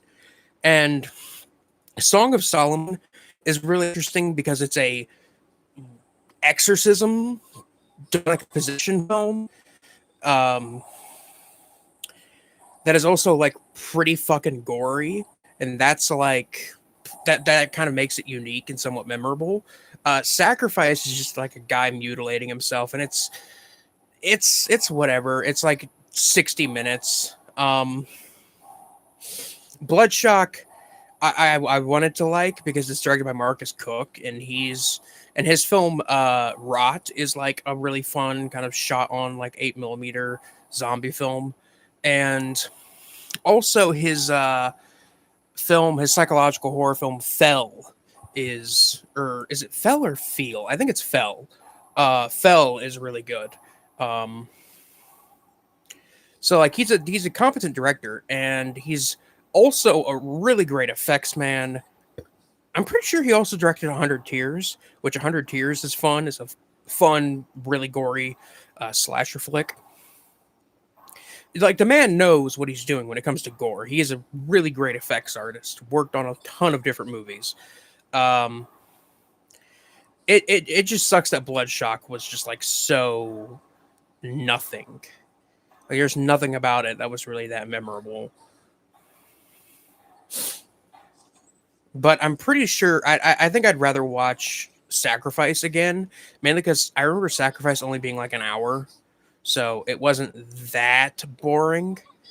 I mean, it was boring, but like it's not absolutely on. It's not like an hour and a half like Bloodshock was. I think Bloodshock was an hour and a half. I'm gonna have to double check this right now.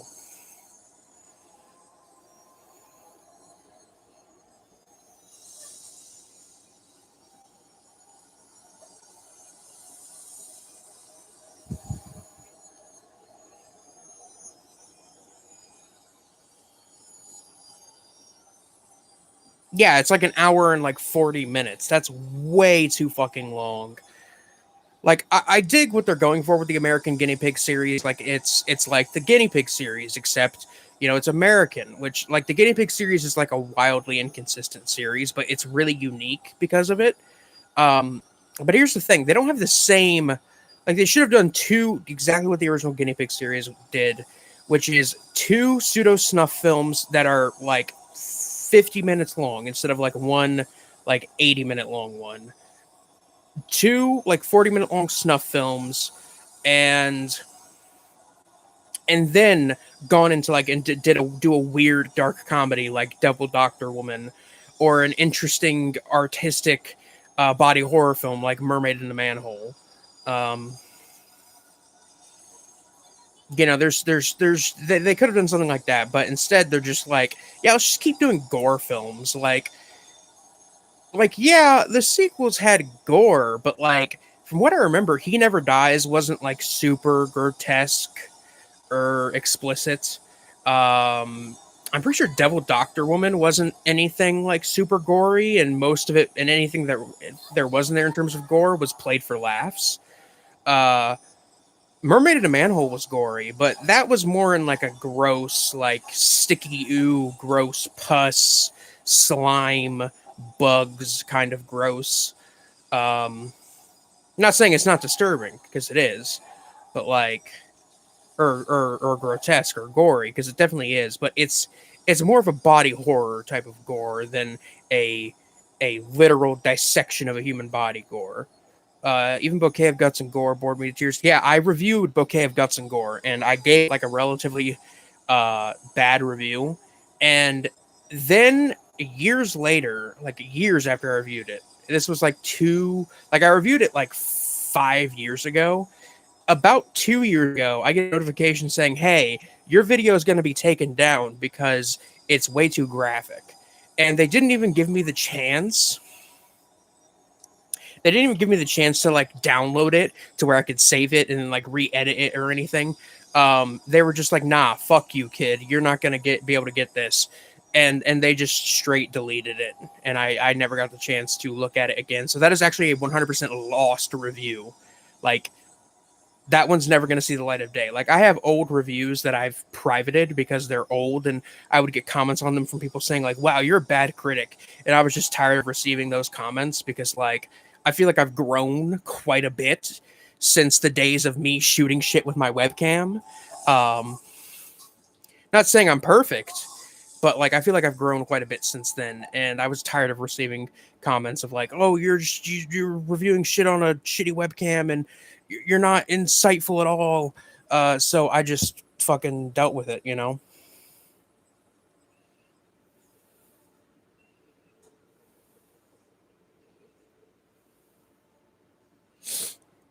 But yeah, that one is 100%. That review is 100% gone. It's and I'm sad that it's gone because I literally like just the other day I was thinking like, man, I wonder what I said in that review exactly. Because I don't know what I can't remember what exactly I said about it. Uh, Mermaid and Manhole is just gooey. Yeah, it's a very gooey, slimy, sticky kind of body horror film. Um, we all got to start somewhere.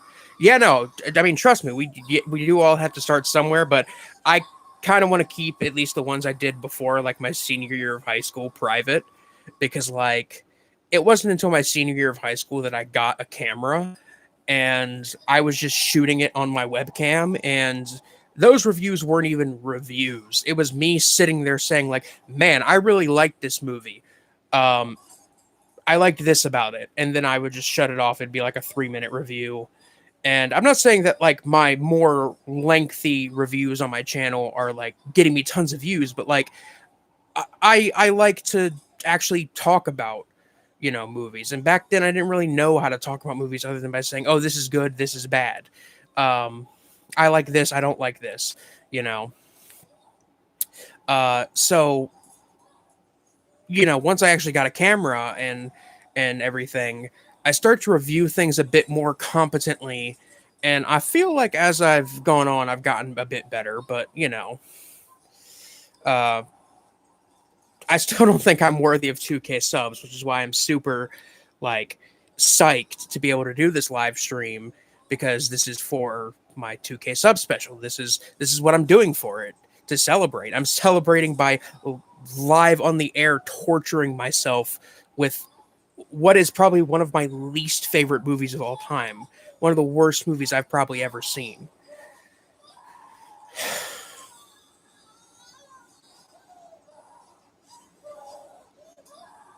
Can you guys hear it? Can you guys hear this shit? I hope you can hear this.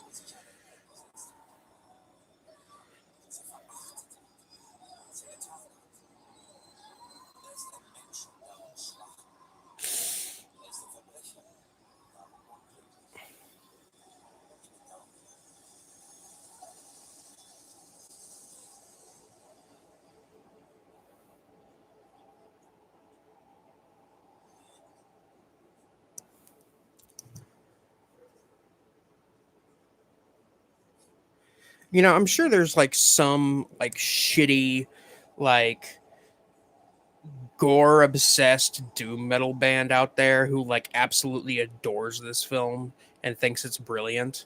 I'm there has to be. And when I find out what that band is, I'm going to never listen to their music.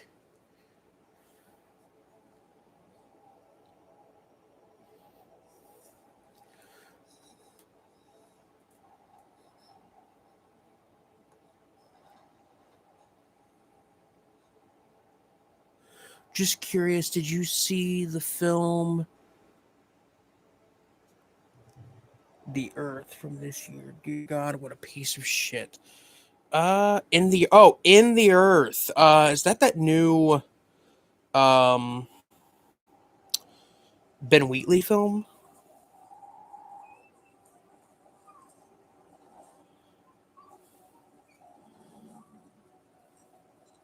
Yeah, that is the new Ben Wheatley film. Uh, I'm pretty sure it's on my list. I heard it wasn't great, but I'm willing to give it a shot because I like Ben Wheatley as a director. I think he's pretty interesting, even if he's not super consistent. I really liked what movies did I like from him? I really like Kill List. Um,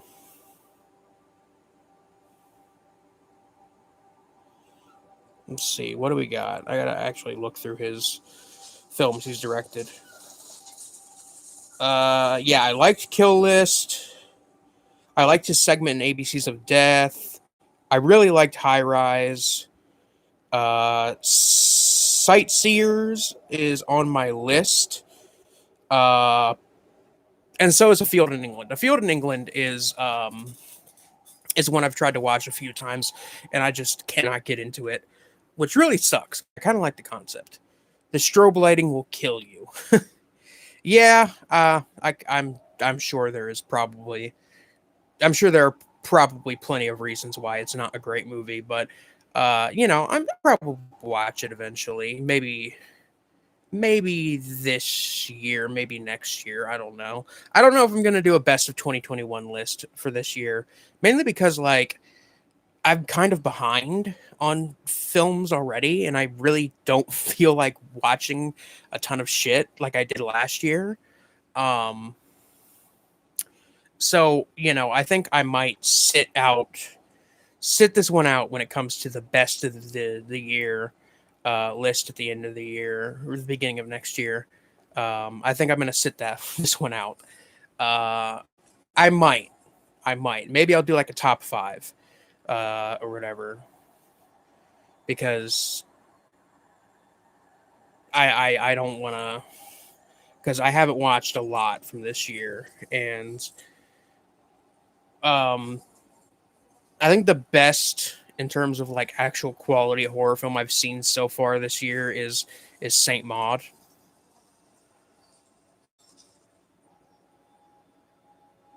Touted as a post-pandemic film.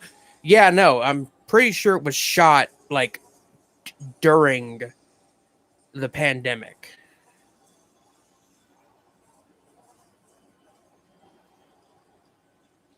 I mean, I guess it's post-pandemic in the sense that it directly involves the pandemic, but like, uh, there's other COVID horror film out there. Corona Zombies. I think there's one called Corona Shark, um, or Virus Shark. I think it's something like that. There are other COVID exploitation films. Um, so I kind of doubt that In the Earth is one of the first of its kind.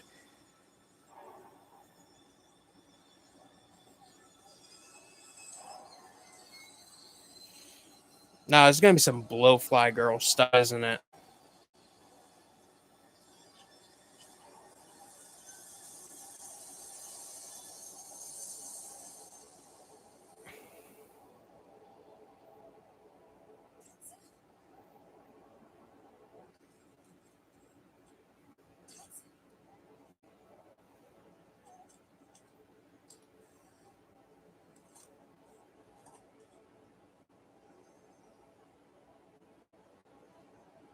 I've been paying relatively close attention to like this whole time, and I still do not know why these characters are here and why they are doing this. Like, I've watched movies where like shit goes unexplained, and it's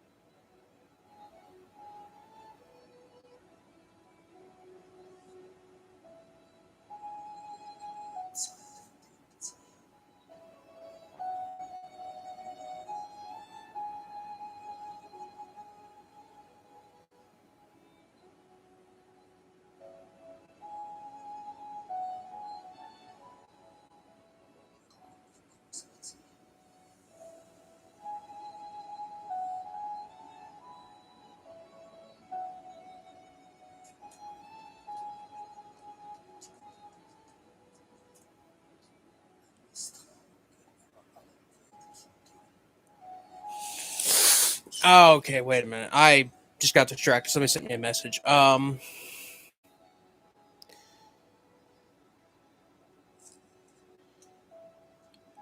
Where a giant is a butcher, is that one of his other films? I'm pretty sure there's a scene like that in this film. Uh, I know for a fact a woman is literally stabbed in the vagina in Voyage to Ahathis. Um, but I wouldn't be surprised if like Dora dipped his toes in vaginal stabbing more than once.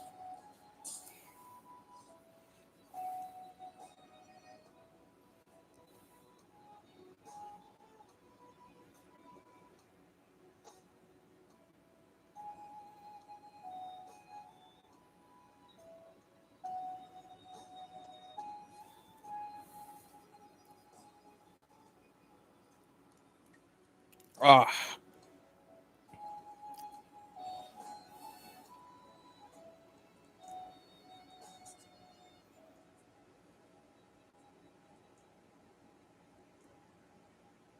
are there any paths he won't cross?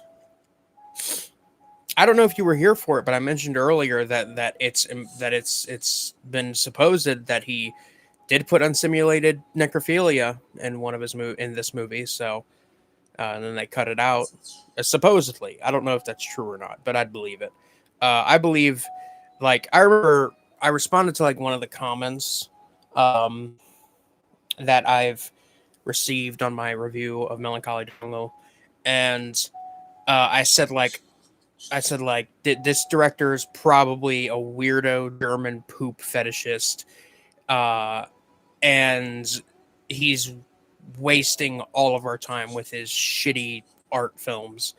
And like they got legitimately mad at me for like, oh, why would you think he's a poop fetishist? I'm like, well, I mean, have you seen his fucking movies? Because it it's there. The thematic elements, the thematic lines of fucking corporophagia is there in his work in general, not just in this film.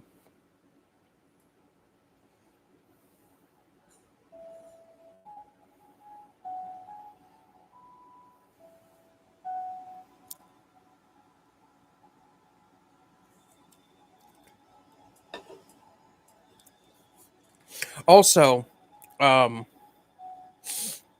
according to what I've read about the extended cut, the scene where a character watches, uh, literally is like watching a snuff film where a woman is like she has an abortion performed on her, and then and like that's like it.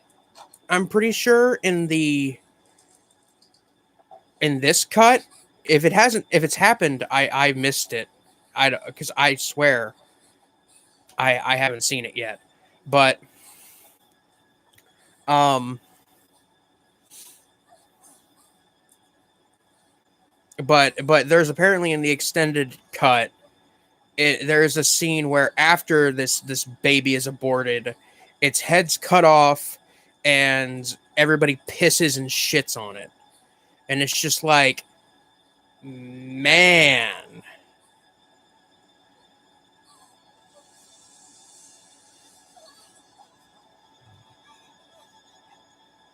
Yeah, no, I'd believe it if I believe that people would come after Marion Dora considering the shit he makes. Um, so he's made the right choice in fucking staying anonymous. But I swear, like I fucking swear, man.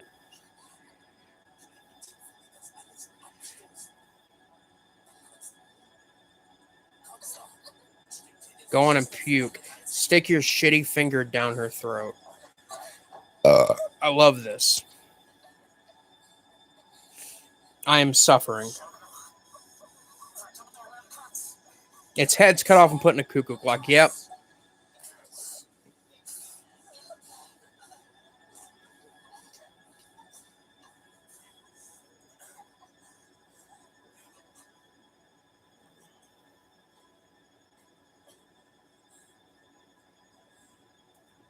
Yeah, no, I've seen One Lunatic, One Ice Pick. I saw it way back in the day. Um, it's not fun. Not fun one bit. I also watched that documentary that Netflix did about him, and again, not fun.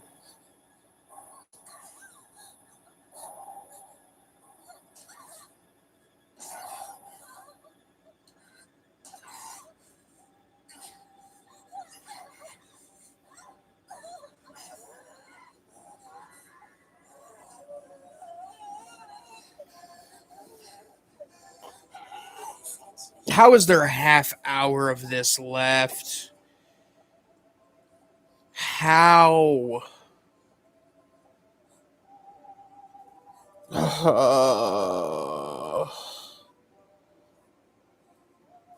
only watched Two Girls, One Cup, and that was enough for me. God. I remember those days of YouTube.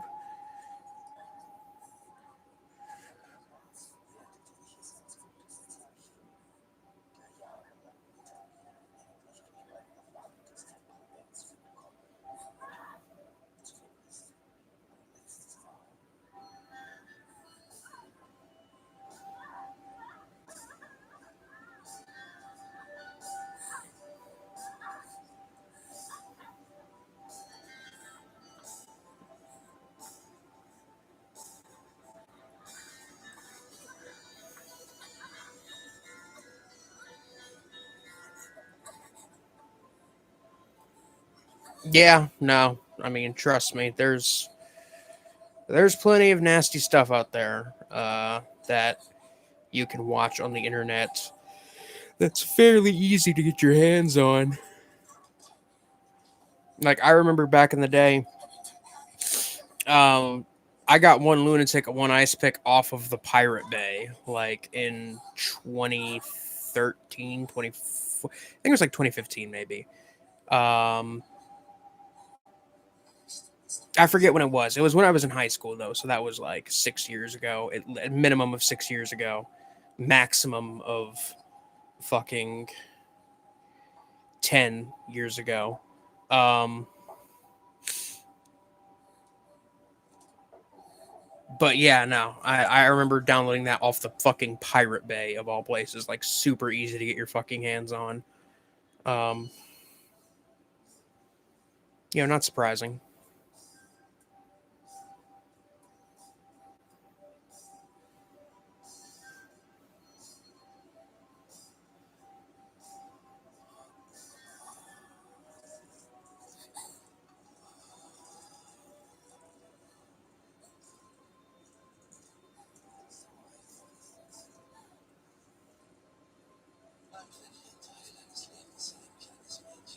Yeah, Two Guys, One Hammer. I never saw that one, and I don't plan on it.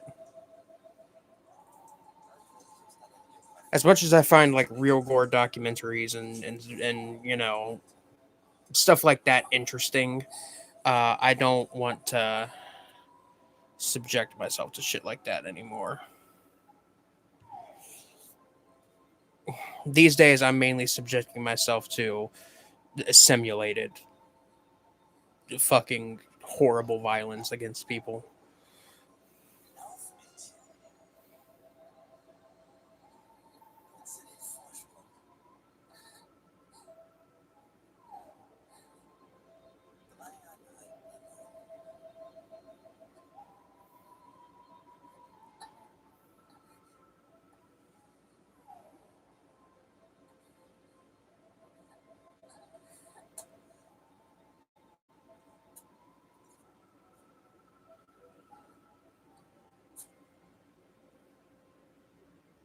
Yeah, I'm definitely gonna need a shower after this. Jesus.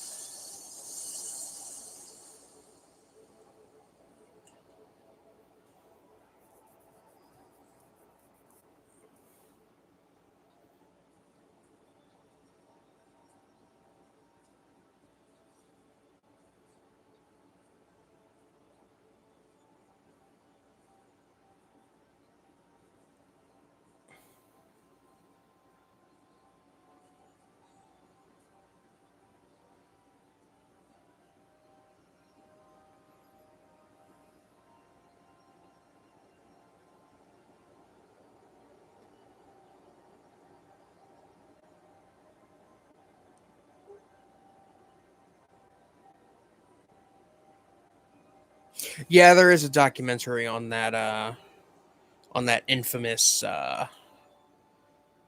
tape, infamous video. I think it's called Zoo. I haven't watched it, but I've heard things.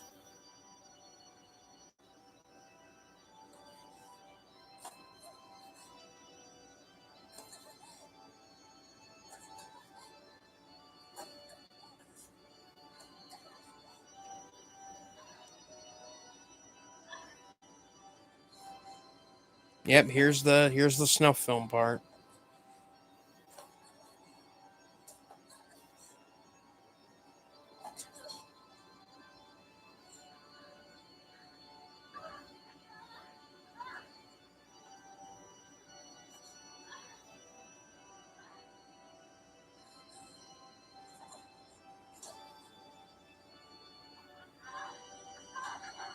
Like, there's no reason for this fucking shit to exist.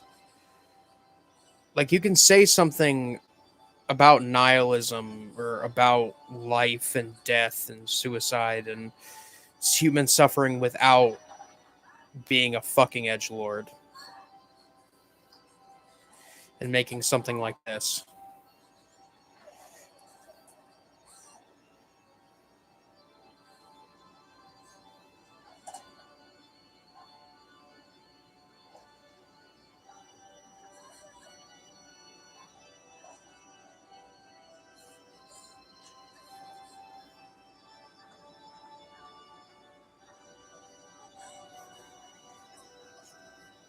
Does this film have a coherent point? No, it doesn't. It's basically scenes of conversation that we have no real context to. Fucked up thing happens. Another scene of like conversation or just stuff happening that's just, very vague. There's sometimes a narration with, very edgy sounding quotes that to a 13-year-old would sound, 13-year-old would think like, oh my God, that's fucking brilliant. But like anybody above the age of 14 would look at that dialogue and say, no, this is trash. This is like not even close to being good or thoughtful or thought provoking. There's no real reason why these people are here. They're just here, like degrading and torturing each other for no real reason. Um, I'd love to like I've read plot synopsises of this film before, and I mean, what I get out of it is literally just a description of what happens in the film and no real context other than that. Yeah, here's the part where a woman has one of her ovaries removed in an open field. This is very fun to watch.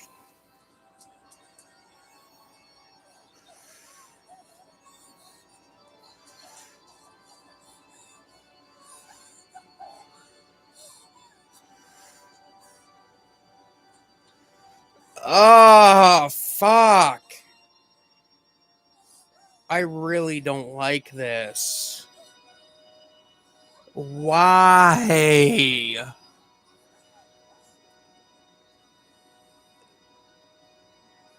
Yeah, doesn't one of these motherfuckers like eat it? Or no?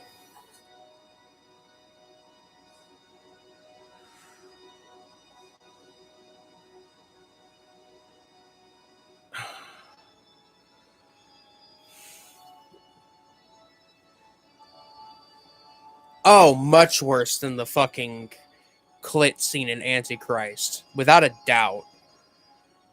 Like that scene's hard to watch, but like that scene, from what I remember, is pretty quick. It's just a quick like snip, and then it's like, cool, we're done here.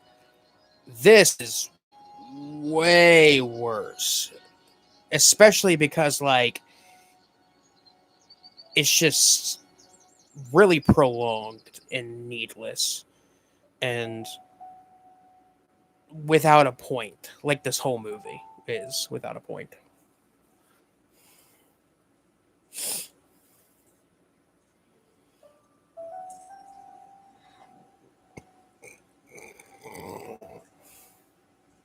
Never trust a shot of an animal in a Mariandora film.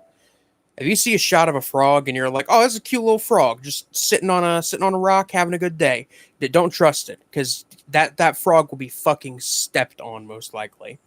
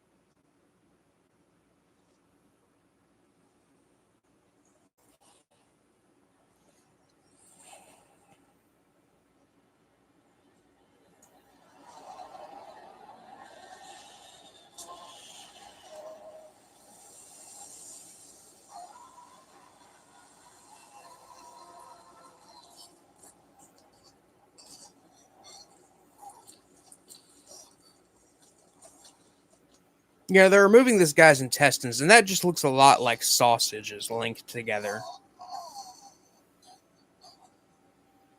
Like I know intestines like kind of look like sausages that are linked together, but like that literally looks like some fucking German bratwurst they bought from the butcher that morning.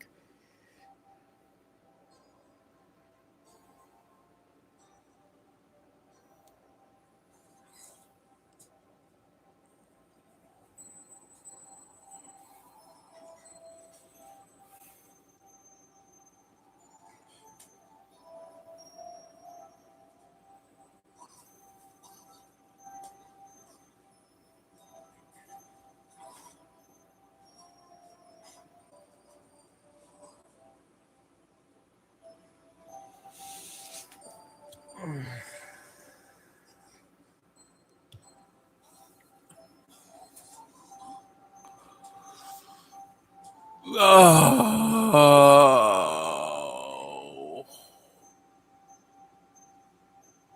why?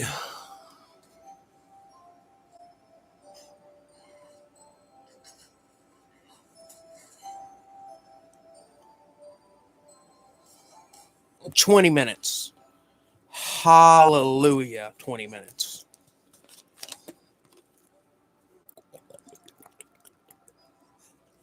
I don't know how I've made it this far without losing it, but I somehow have, and I'm proud of myself.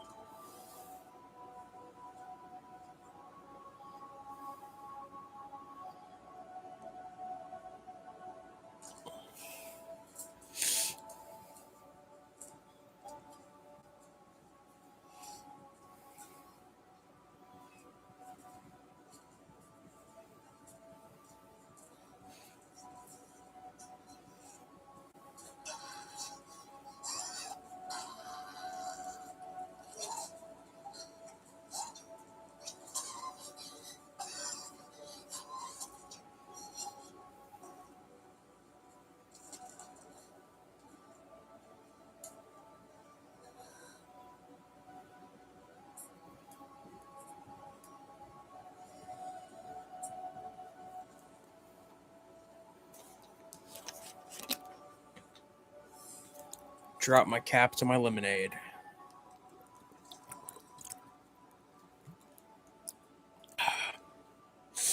Oh well.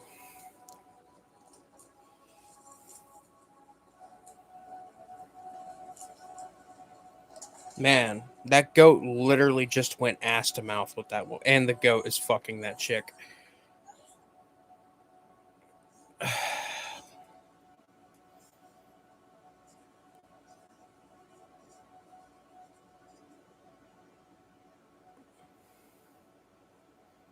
I'm surprised that Mario Dora didn't just go all the way and just straight up, like, just make a fucking bestiality snuff film where they fuck dogs and kill them or something, because that feels like something he would make.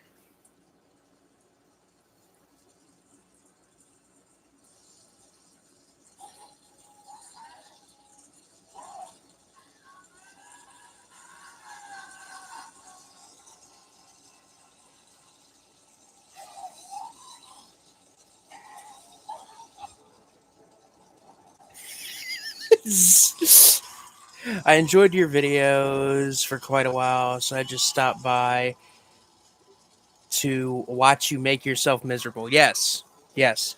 That's what I did with my last two subscriber specials, my 1.5K and my 1K special. I watched a bunch of really awful 70s pornography that was like horror and occult themed. And it's it was bad. It was painful. So I figured I'd do something even more painful and subject myself to what I've said multiple times in this live stream is probably one of my least favorite movies ever made. Probably one of the worst movies I've ever seen. Um, Zero Pussy and its consequences have been disastrous for a motherfucker. Yeah, they have. That's what this movie is what happens.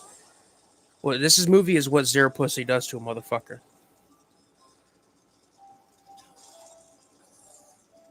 It turns you into Mario Dora. That's what I'm saying.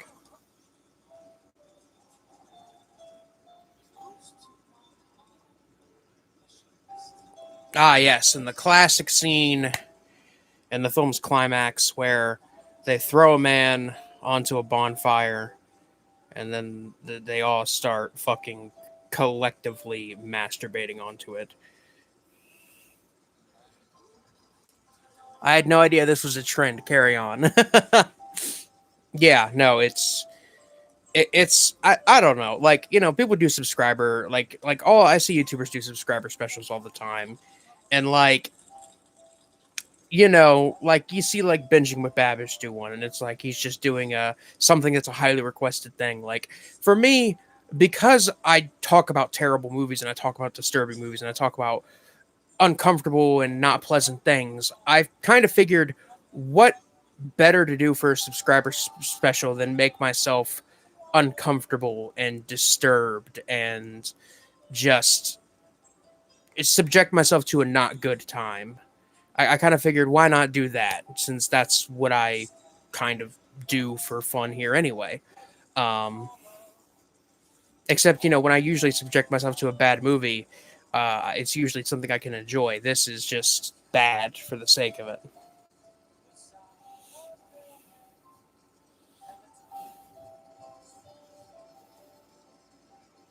Is this film worse than Torment? I'd rather watch Torment twice. I'd rather watch Torment 2 times in a row, back to back, than watch this. Like, because this is like my, I think maybe third time watching this. Uh, it's not as painful as it was the first 2 times, but like this is still really boring. Like if I did not have people in chat, I did not have you guys in chat like keeping me somewhat distracted, I would be sitting here fucking sleeping. I would be dead asleep. And that's the thing. I was just gonna straight up like record myself watching it, um, and just upload that. But then I was like, no, I should do this live so people can interact and so I can, you know, uh, and you know, and so it's not as painful. And then thankfully this wasn't. But this is still really just so overly long and needlessly. I hate to use the word, but I'm gonna have to use it, pretentious. I hate using that word because it's a word a lot of people use in a lot of different contexts. But here, I think it is like this is it.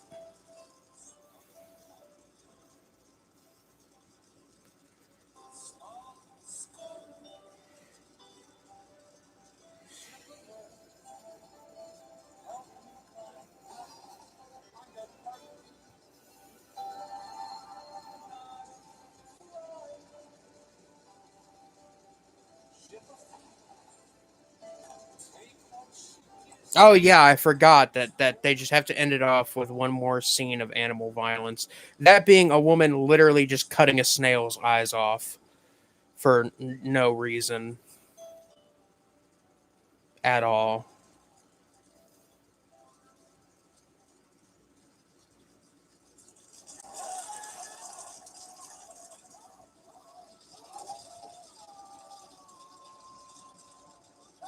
Well, that's the thing. Like, I watched this once, and then a couple years passed, and I was receiving comments saying like, "Oh, you're ignorant. You don't just don't get it." So I watched it again.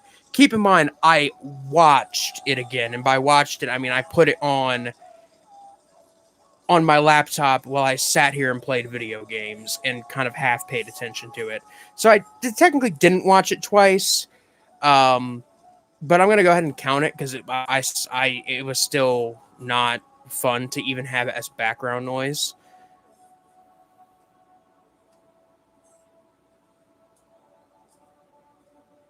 So um, I'm literally doing this again so that way I can solidify and say without a doubt that this movie is fucking pointless, pretentious, fucking edgy garbage, and I fucking hate it. And I swear to God, the next fucking Marion Dora film I see better be like it better be better than this.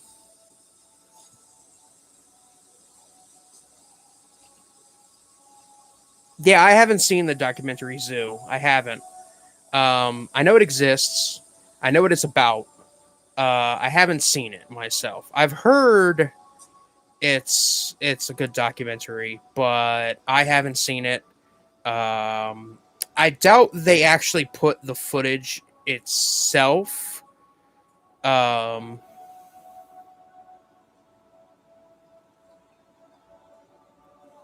I don't think they put the footage itself in there because, like, technically speaking, that's illegal to sell something like that.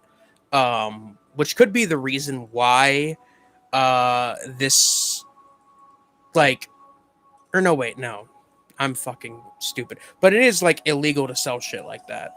Um, just like how in the United States, it's technically illegal to. I'm not joking. I read this somewhere. I can't. Again, I don't think this is like 100% fact, but I read this somewhere.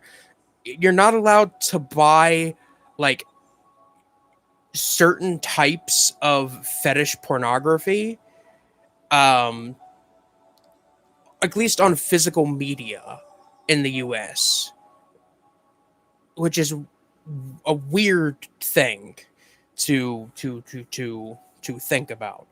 But I think it's like specifically like scat porn. Like you can't fucking buy that shit on physical media.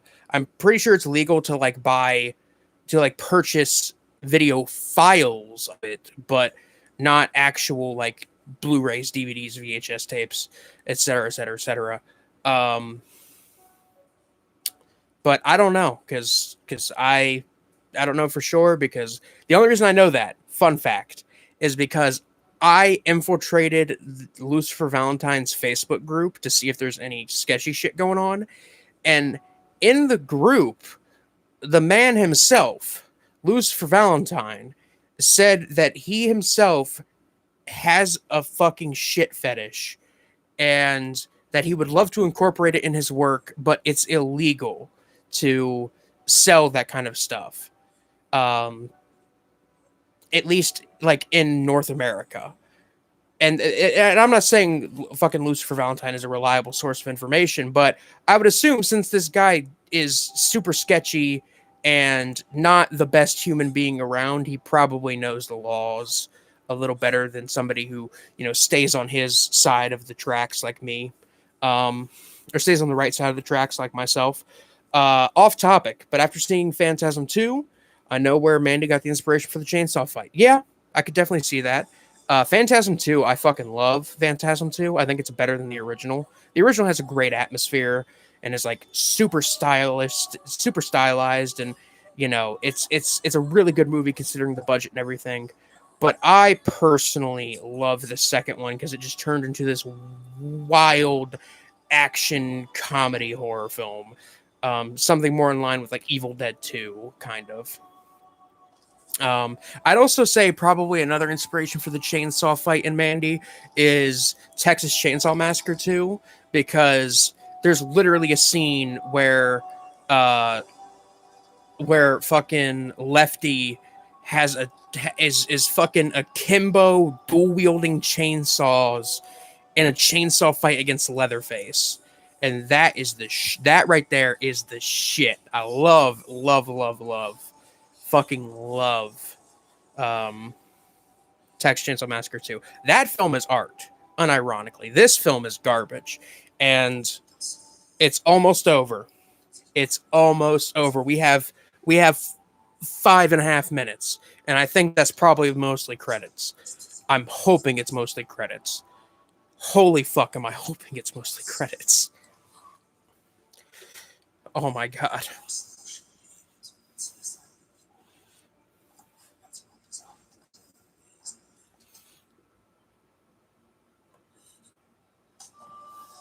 Yeah, Reggie is awesome in Phantasm 2, which is kind of why, like, and Phantasm 3 is solid.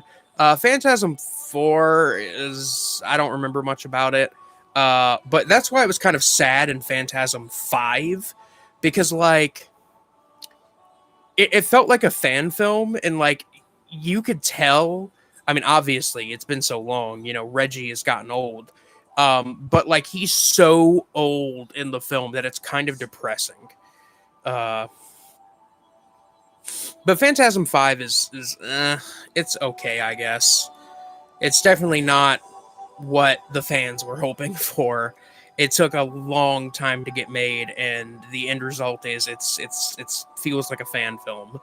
Um, but it's kind of hard to continue a series when Angus has died and everything, so it's understandable. Kind of want to watch Phantasm now. I kind of want to watch Phantasm 2 now. I wish I would have. I think the Blu-ray Phantasm 2 from Scream Factory is out of print, so I'm gonna have to. Um, I'm gonna have to find. I'm gonna have to buy a copy somewhere. I have it on like a multi-pack DVD set, but I keep like all of those kinds of like double feature, quadruple feature, triple feature, like cheap budget DVDs. I literally keep those in a stack, like on a shelf in my closet. So if I wanted to like get it out of that stack, I'd literally have to like get on a fucking step stool and step up and go and try to get it out of the stack without fucking everything falling over. So it's kind of a pain in the ass to deal with. But to be fair, I don't own too many like movies on just single pack on just on I don't own too many movies on those. Thank you. Fucking it's over. It's fucking over. It's over. It's over, boys. We did it. We fucking did it. We did it. Finally. I can leave this accursed plane. Oh.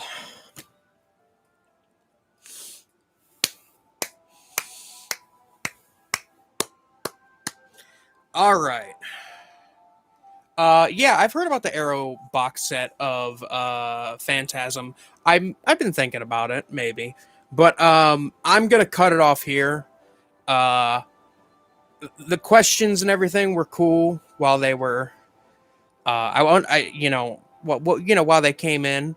Um and I had a great time experiencing this wretched piece of shit with you guys. So I'm gonna have to cut it off here because I have video games to play and shit to do in the morning. So this is Biscuit Boo Horror Reviews. I will catch you lovely people later. Thank you for 2,000 subs. Thank you for watching. And I love all you guys. I'm signing off. Peace.